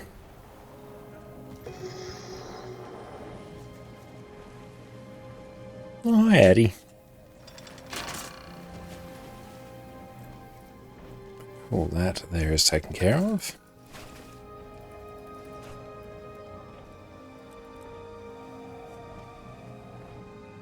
Yeah, if we can grab another... Well, who knows? We might even get the Festive Confetti Infusion. Probably not, but still, someone can dream. Die a lot when you move from a 60 FPS panel to 144. Ooh, nice. 144 is a nice spot to be in terms of refresh rate. Shame that Guild Wars is such a widely varying... a widely varying frame rate. So if we capped ours at 60, let's set it to unlimited and let's just see. Yeah, and we set it to unlimited, we're still at like 50, and we'll go there, 40, 50. Certain areas I may get upwards of 100. But down in the 30s is not uncommon in more populated areas. Depends very much on the settings as well. Shadows on low, yep, that's fine. Just drag that there.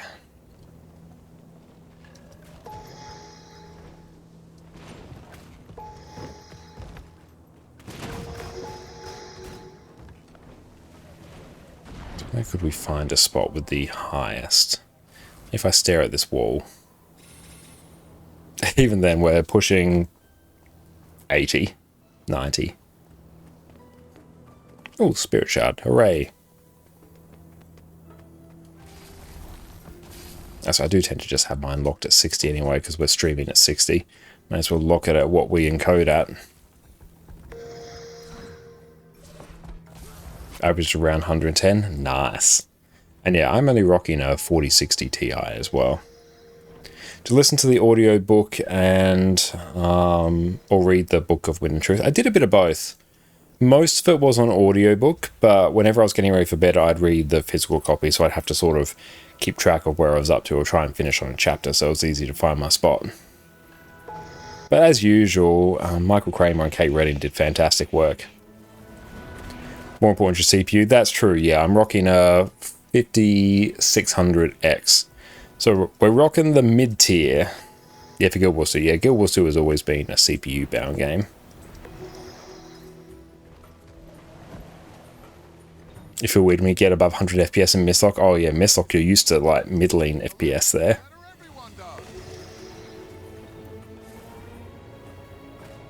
Around 7600X, nice.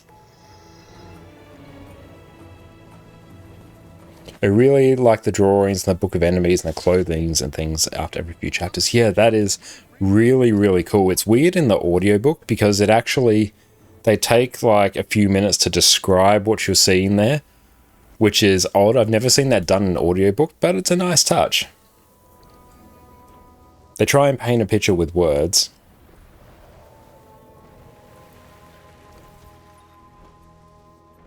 But yeah, in the actual physical copy, there are some great illustrations there.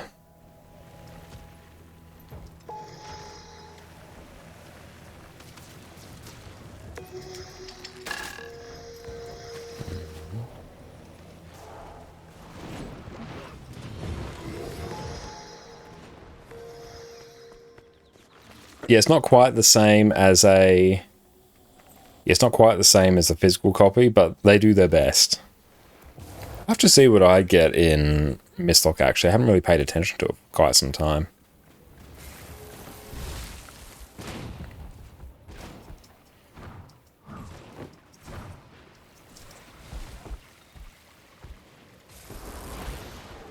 I'll get an X3D CPU and you should get 200 plus.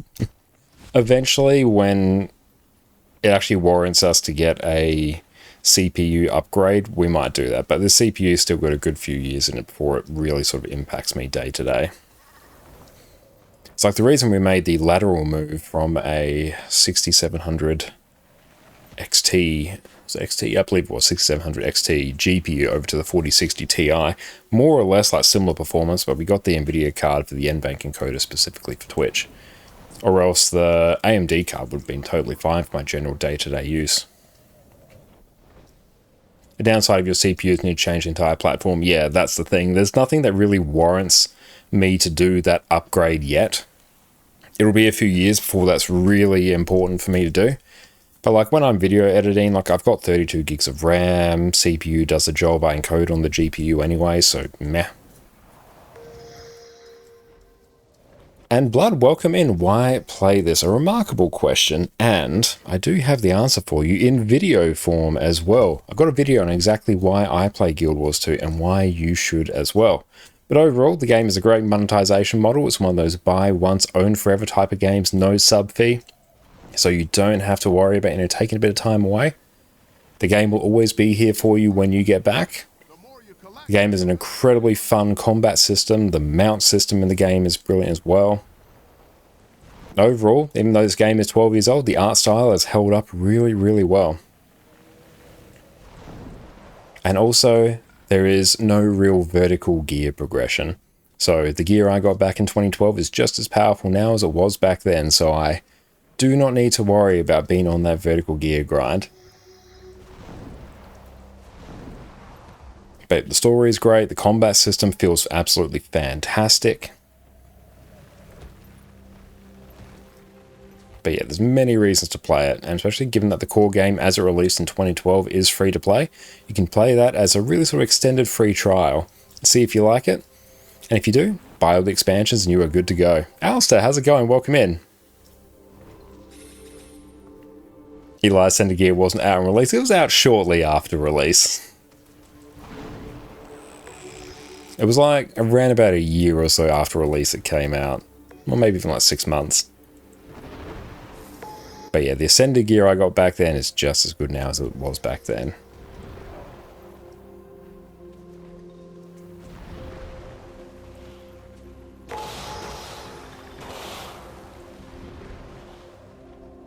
That's also very quick to get gear that's appropriate for endgame. Just really a few hours after reaching level 80 and you're good to go. Legendaries were out on release, but oh yeah, they were only exotic and generally, I believe they were soldiers stats locked.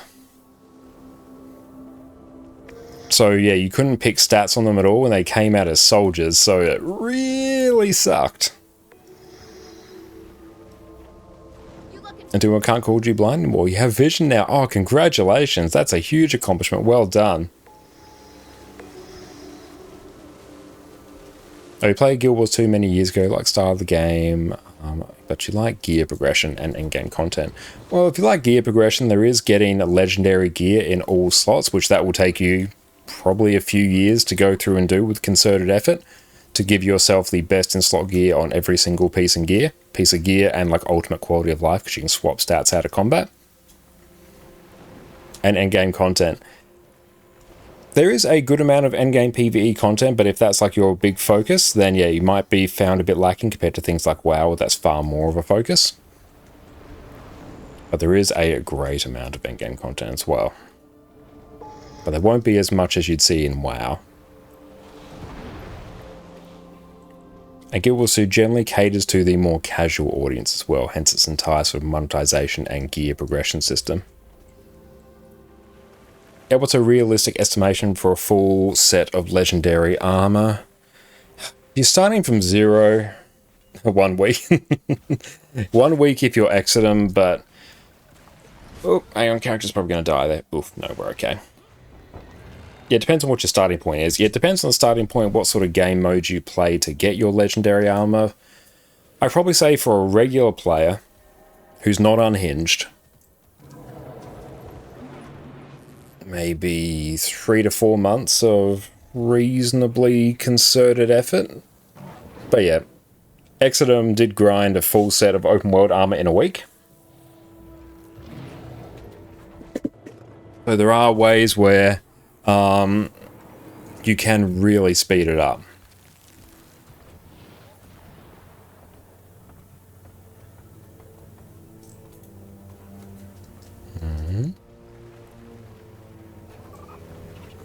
Let's see, where are we at?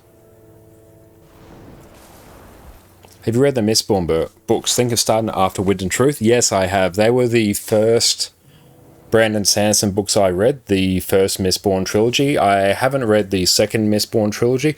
I've got the first book in it on the bookshelf behind me, which I do mean to start.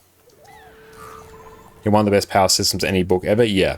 Mistborn is a fantastic series. It's like the starting point for Brandon Sanderson that I always recommend to people, and what a lot of people recommend as well. It's fantastic. So yes, 100% recommend it. Especially because you will get... There will be references to Mistborn in... You know, throughout Stormlight Archive, because it all is all in the same sort of universe, so you will be able to appreciate them more. I feel furious. Cool, this event is almost done. Nice, let's consume those. That's a bit of experience, happy days.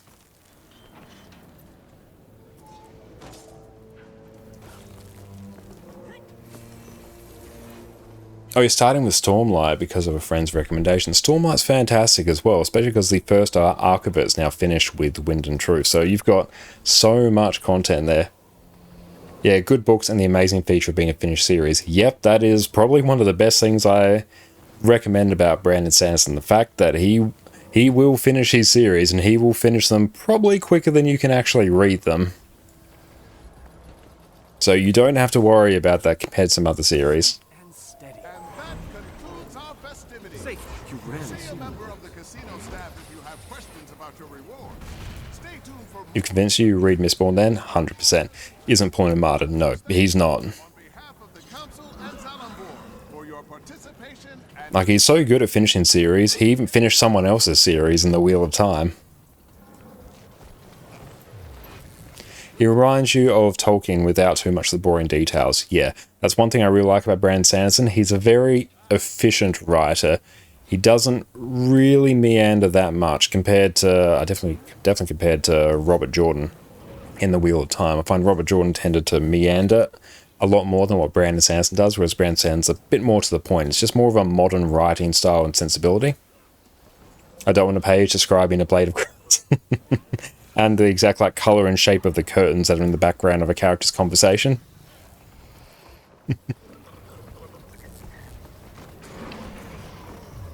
Where is boss? And you like Matthew Riley for the same reasons, but writing style is very easy to read. It's definitely a thing with more modern authors, I think. Jordan kind of developed that problem though. It didn't happen as much in the early Wheel of Time books. Yeah, I tend to agree. It's been a while since I've read the first, like the earlier Wheel of Time books, but yeah, I definitely found it. Like, I'm in book 10 at the moment, so Crossroads of Twilight, and yeah, we're working our way through what's called the slog, and I'm definitely finding it's been meandering a bit. That's why I put it down and moved on to some Brando Sando stuff for a bit of a palate cleanser. But I think Wheel of Time was originally meant to be a trilogy, and then decided there was more story to tell, so it became 14 books and a prequel. Yeah, you're in the middle of the damn down point. I was really hoping you'd say I'd be towards the end of the down point.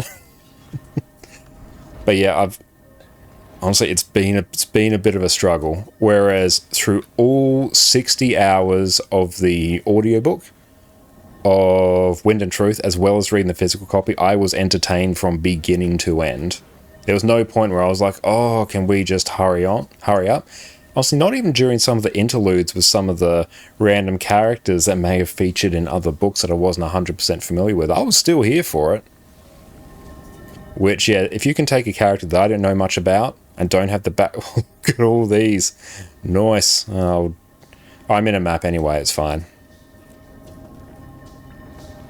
You gave up on book 4 of the Wheel of Time, not sure if you'll give it another go. If you gave up there, I don't think you'll enjoy the rest of it. Book 4 I thought was one of the better books in the series. Book 6 I thought was the best of the ones I've read so far. But yeah, if you dropped it at that point, you're not going to like what happens in the middle, at least in terms of the pacing of it.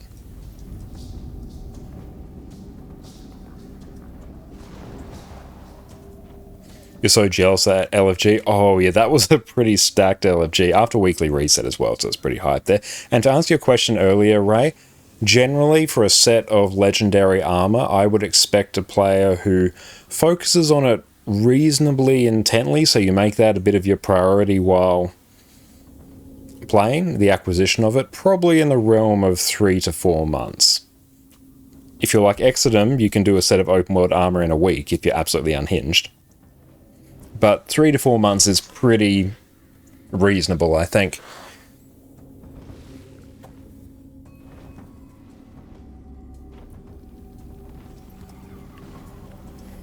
But yeah, I'm looking forward to getting... I'll say, at this point, I'm kind of looking forward to being done with the Wheel of Time series, so I can say I've read the Wheel of Time series, and I'm keen to get to the sections where Brandon Sanderson takes over after Robert Jordan untimely passed away, because I just enjoy his writing style far more. Well, 1 week is mental for open world armor, fiend level. Oh, it is. The sheer amount of lantern runs I know Exodum had to do. Like, I had to do probably around 20 lantern runs in Amnitas because I didn't have enough of the time-gated map currency there. Whew, that smoothed my brain out.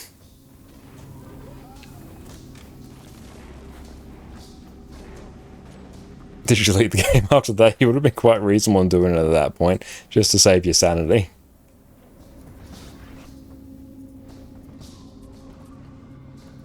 Cool, we're in active chat, Garrett. Nice. Favorite author is Jim Butcher. Oh, nice. I haven't read his stuff, but I will have to check some of it out. But yeah, Sanderson's definitely my favorite author so far. Like, I did enjoy reading Patrick Rothfuss's Name of the Wind. I got like a little bit through Wise Man's Truth or what Wise Man Fear, his second book, and then I just sort of put it down and haven't picked it back up. But that's also one of those series where it's a big question as to whether or not it'll ever actually be finished. Wise Man's Fear, that's it, yeah.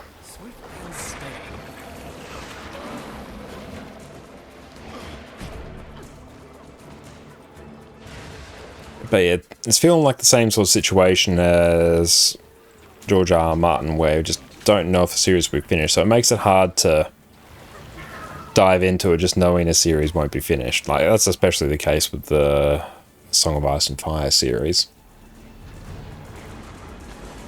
Like, I think we've just generally accepted that won't be done.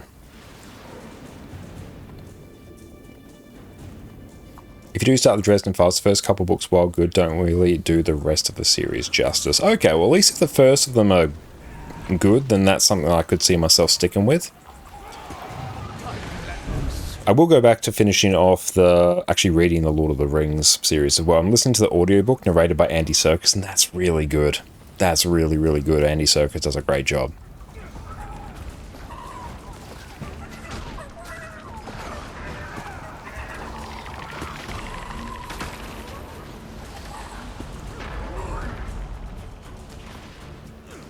Butcher wrote the first book based on a writing challenge by his writing teacher to put every cliche he could into an urban fantasy novel.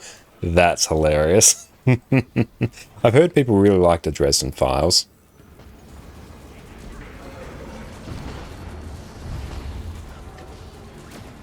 So we need 3 more chat Garants, maybe 2 if I'm lucky with some drops.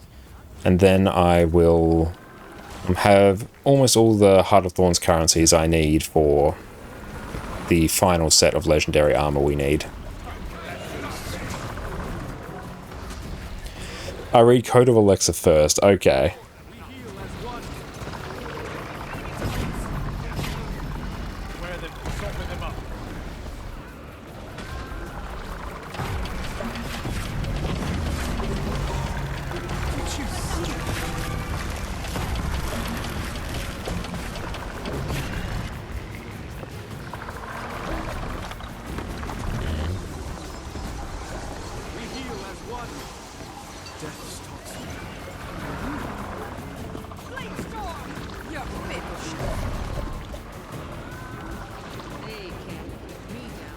I love how in Tangled Depths now everyone just one burns these bosses that were originally designed to have 3 phases.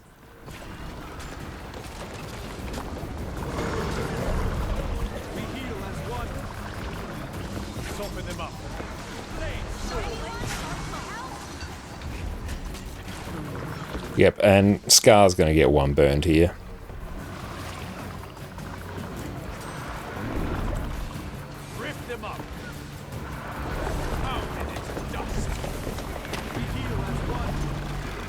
Oh, best part of this meta is the chilling session at the end.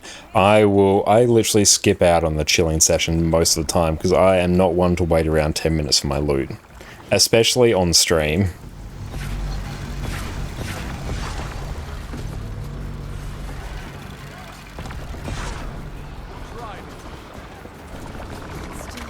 Still that tower. Barely.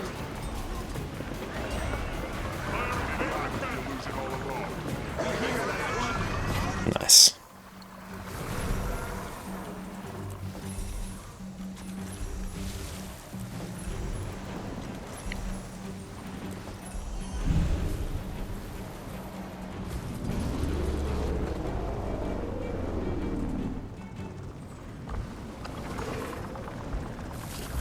Okay, so we're waiting on Ogre still.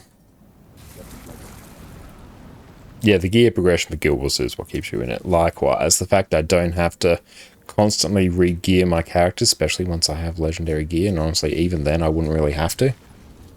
Also digging this Aeronauts Windlass Steampunk series. Oh, I do want to read a bit more Steampunk as well. We've got the Silo series there as well, Wool, Shift and Dust. Been loving watching the Silo series on Apple TV, so reading the series of that's going to be good. And we'll go back and finish off the Throne of Glass series. Really enjoyed the first Throne of Glass book. That was quite fun. So I'm keen to go back and finish the rest. We're trying to pick them all up in op shops as well. So we've got, I think, 2 more we need to pick up. And yep, honestly, I cannot be bothered going to wait for that. Let's go open some chests in the meantime.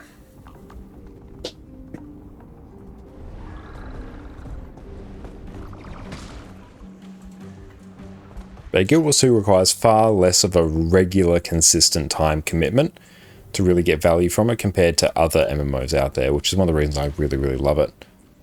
So you can take breaks from it. Oh, you actually roleplayed with Jim Butcher on an online text-based much back in the mid-90s. Hell yeah, that is amazing. Go flax farming while waiting. Good point, we could do that. I'm going to grab some of these chests here as well, because I don't actually remember where my gathering tools are on my account. So we can open some of these and maybe get a final Chak egg, not Chak egg sack, I always get them mixed up.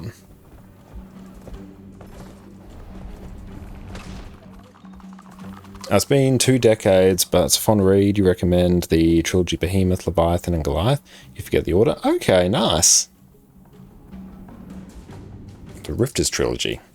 I do need to go back and finish. Well, Jess and I watched the sci-fi show Expanse a while back, so I have to go back and read the actual books for that series because I know they they continue on after the actual TV series finished.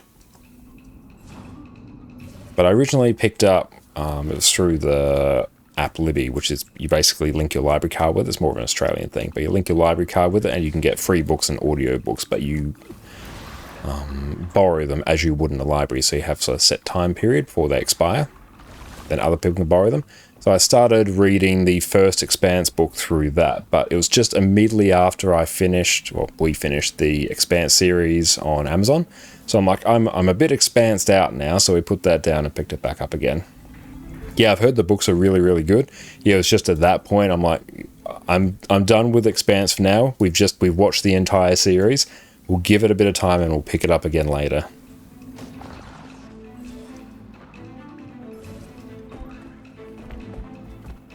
Nope, and we're stuck. I'll just see if we can grab another Chak egg. So we've got 26 in our bank.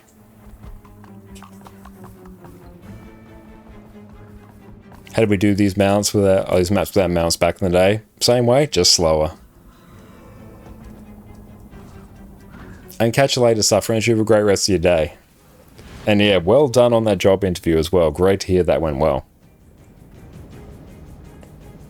Yeah, tears in our eyes. One thing I do somewhat miss, like I don't want to go back to days when there were no mounts in Guild Wars 2, but one interesting part of, say, open world builds was actually incorporating things like swiftness and mobility skills and disengage skills into your build so you could move around maps quicker.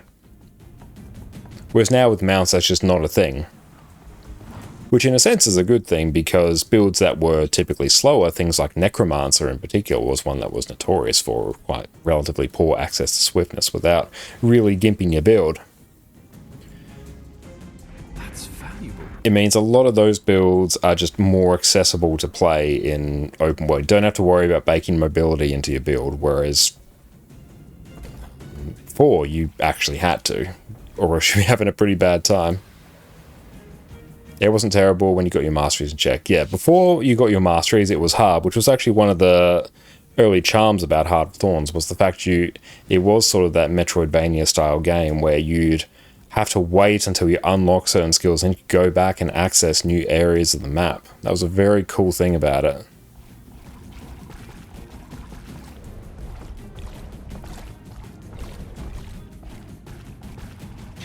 That's why Runes of the Traveler was so commonly used and expensive. Yeah, that extra 25% movement speed increase.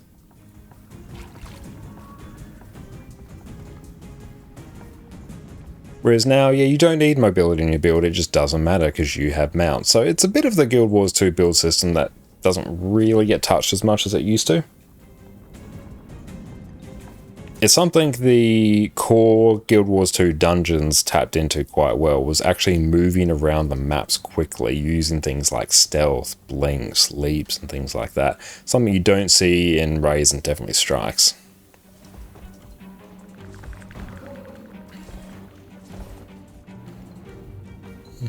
Just looking for other chests to open in the meantime. There we go. I was also due to provision tokens. Yeah, you could exchange some provision tokens as well. I'm glad we've bought all of the rare weapons we need to get our provision tokens for our set of armor. Plus we'll have a few extra as well by the time we're done, so that is nice.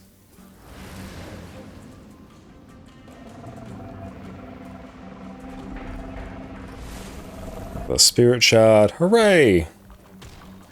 I think that's kind of all the ones we can easily open. Auto run there, very handy, cool. So we have 27 of 30 Chak eggs, so 2 more Chak Garants, and that's fine.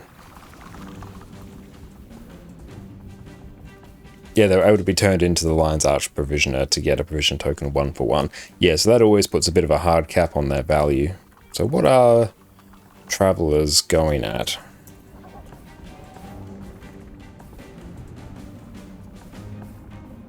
Trav.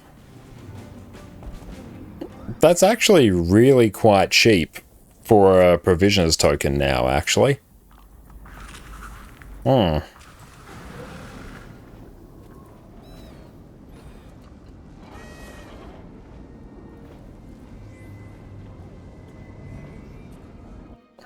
That's actually pretty nice. 20 silver for a provisioners token that's good.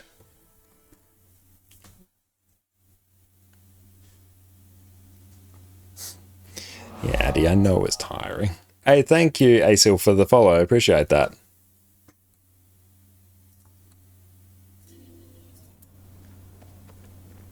Alright, let's go and take a gander. We gotta go pick up stuff from the... Well, actually, I can just go to the Mistlock. Surging Fireworks also existed and were not expensive at the time either. Okay. We'll see if there's any other of these ones we can do. Guild Wars 2 Lunchbox is the website I heard last night. Provision a token helper. Let's see.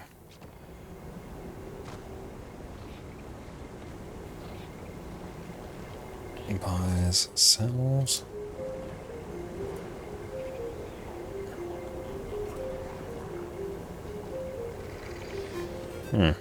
Sharp blades. Only does it for a few of them. I would even recommend getting the material storage expander. Yeah. I have, on my NA account, I go up to 2,000 material storage. On here I'm on 750. I'd recommend probably getting it to about 1,000, so getting 3 rounds of the upgrades. That's probably a good point where you don't really feel that impacted by your material storage getting full, especially of certain types of materials. But yeah, definitely like at least one, you're going to notice a huge difference, so I do recommend them. There's Frost Aura. If Frost Aura could have been... I can't quite remember. I feel like it was Electric Aura, or... Is it Electric Aura? What is it actually called?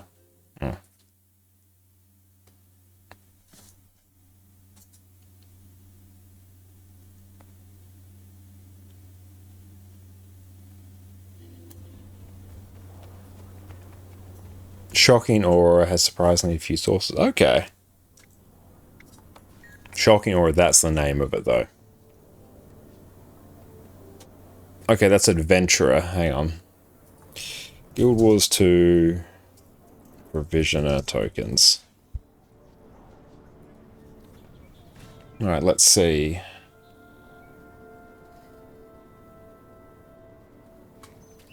Where does the Adventurer one go? Let's just do a Control F for Adventure. Sweet Trader Lion's Arch. There should be... Is it a different one? Oh, it was Shocking. Okay, cool.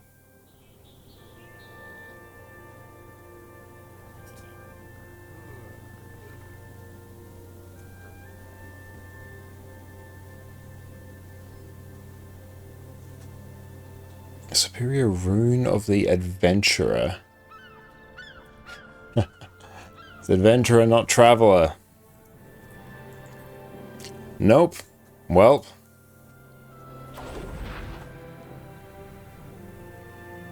Oof.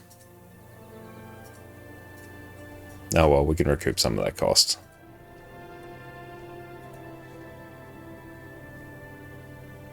Yeah, the Adventurer ones are much more expensive. I was thinking that was going to be a mad deal, but no, it's not.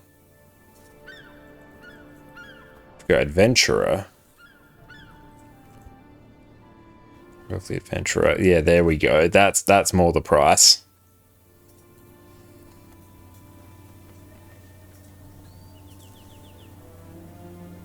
And let's take off some more of those weeklies. That is good. Salvage 50 items. That we should be able to do pretty easily. Let's go over here. I mean, our provisions tokens are going to be done. They're not actually going to be the gate for us for our armor.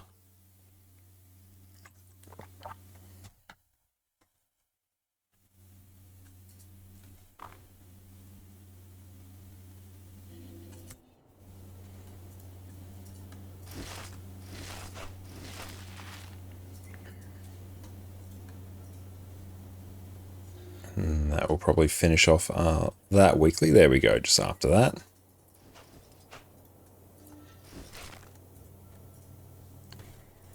Legendary armor, yes.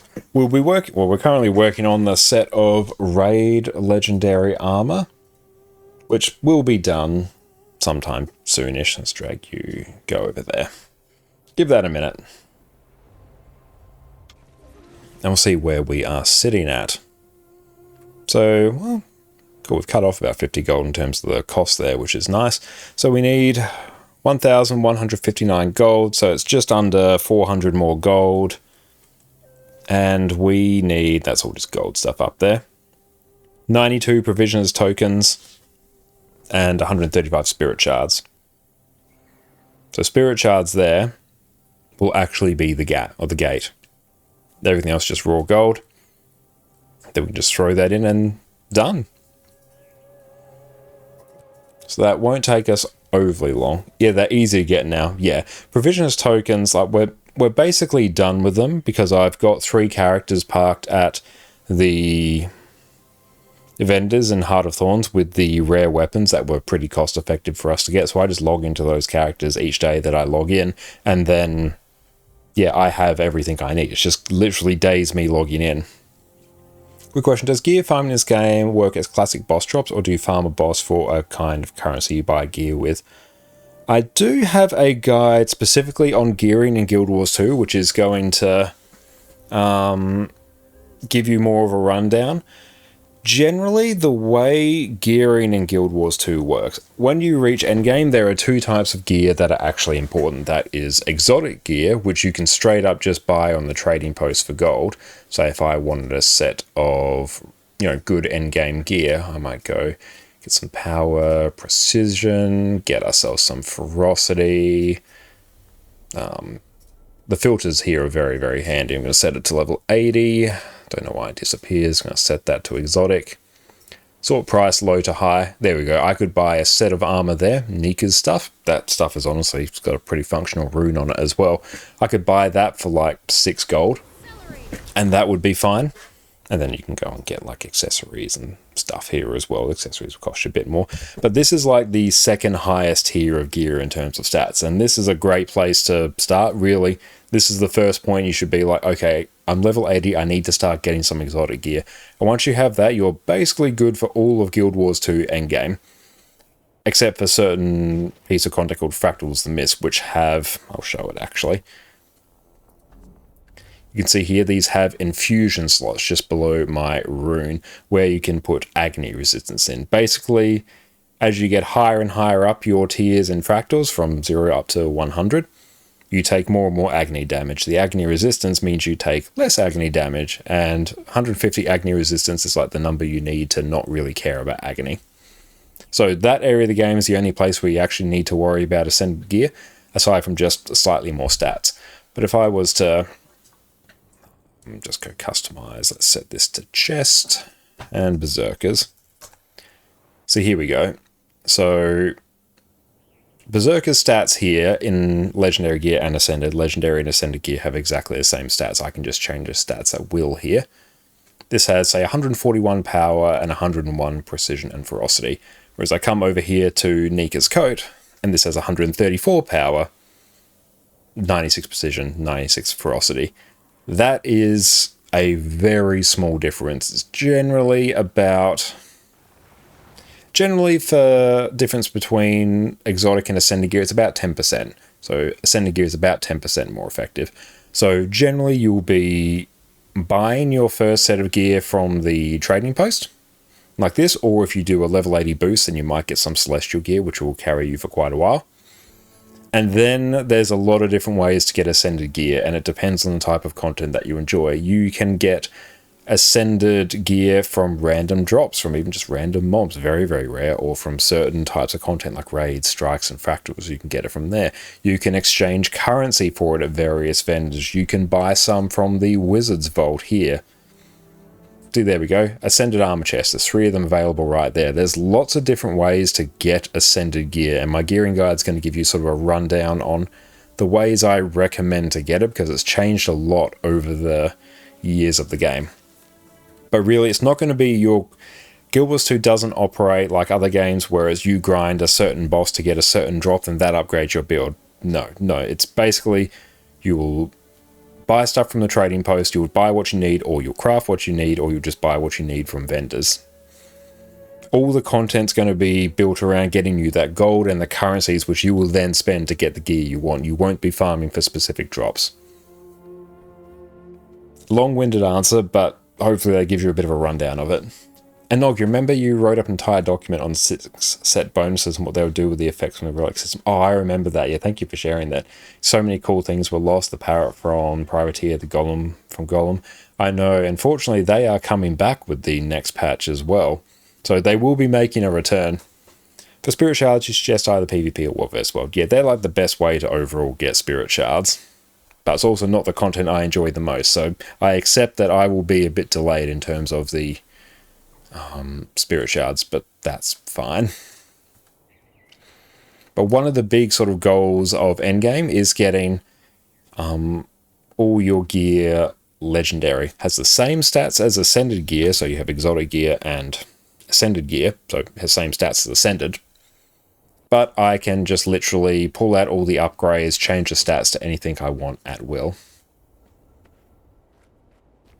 Unless you're farming that scythe from Shadow Behemoth, then you learn you can just buy it. Yep, like you can just, like any of the rare drops from like bosses, generally you can just buy them with gold. You don't want to command a group of us in World vs. World and do shenanigans. Like, I do enjoy some World vs. World on occasion, but it's not my main game mode. You got that scythe just the other day? Hell yeah. But yeah, I think the gearing guide, that's honestly, it's probably one of my better videos in my humble opinion, because yeah, that is about as comprehensive as a gearing guide I think you'll need for where Guild Wars 2 is at now. Because yeah, how you get gear in Guild Wars 2 has changed a lot over the years. But that is how I'd go about gearing characters. And because I've got, this is technically my third account. I've got my NA account, which I've got 10,000 hours on, and this account, which is about 1,000. So we've gone through that gearing acquisition again. So we started out by boosting a character, getting the celestial gear from it. Then we went, farmed up gold, and then we started buying exotic gear, and then we maybe did a bit of World vs. World. We got some of the World vs. World exotic gear. We started slotting in ascended drops, and then we started working on legendary gear. So we've gone through, we've experienced the gearing system in Guild Wars 2 as it currently stands. If you have an overabundance of bloodstone dust, should you just delete it? Generally, yes. There are ways you can convert it to gold, but you're limited in the ways, and make some bricks first just in case. Yeah, it's good to have a few bloodstone bricks on hand. But if it's just getting annoying for you to deal with, and you know you've used up your Wizard's Tower converter and any of the other converters that you have, just get rid of it. And yeah, like Herta as well, there's different converters to convert into really some unidentified gear, which is a bit of gold, so that should be the first thing you should look to do. But even after that, or if you don't have those, if it's getting to the point where it's just annoying, you can just delete it. It's going to drop for you so much anyway.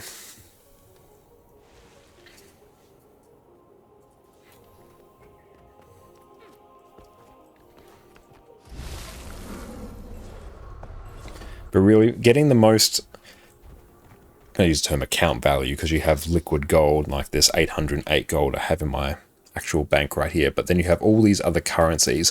Really getting the most value, most account value out of this is trying to farm up gold and these currencies and use them to buy the things that you want to get. That's really how Guild Wars 2's loop is somewhat structured. Oh, the Wizard's Converter? Oh yeah, let me just check the trading post here and I'll show you. I need to actually do it for this week. It resets weekly. Cool, we've got a bit of gold back there. Happy days. Let's go over to the Wizard's Tower. Oh, you stacked 100 of those Herta items. Absolute garbage rewards. Yeah, they're not good rewards. You're not going to be making that much gold for them, but they're something. It's really just the unidentified gear that you get from it. Like, they're not good rewards, but they're better than destroying the stuff.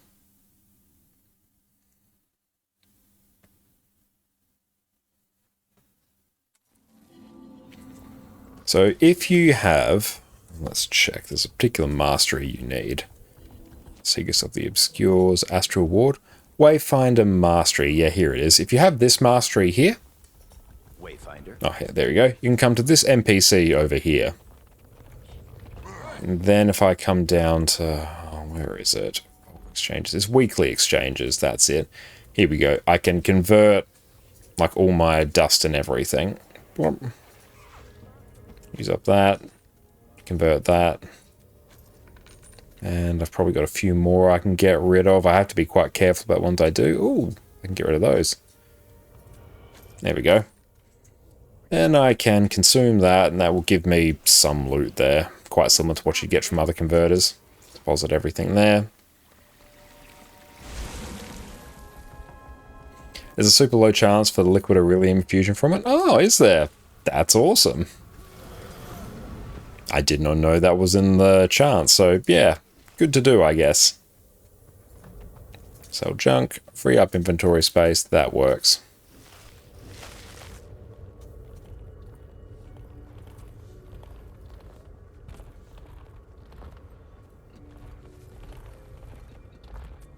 Oh, I know of a good use for this. Cool. Goodbye. So that's got us a little bit more gold from that. Awesome. What we're going to do is take a quick break, and then we are going to come back with some Path of Exile, because depending on how quickly we progress, we're getting super close to endgame today, so I am keen to see that happen. So we'll be back in a few minutes. Sit tight.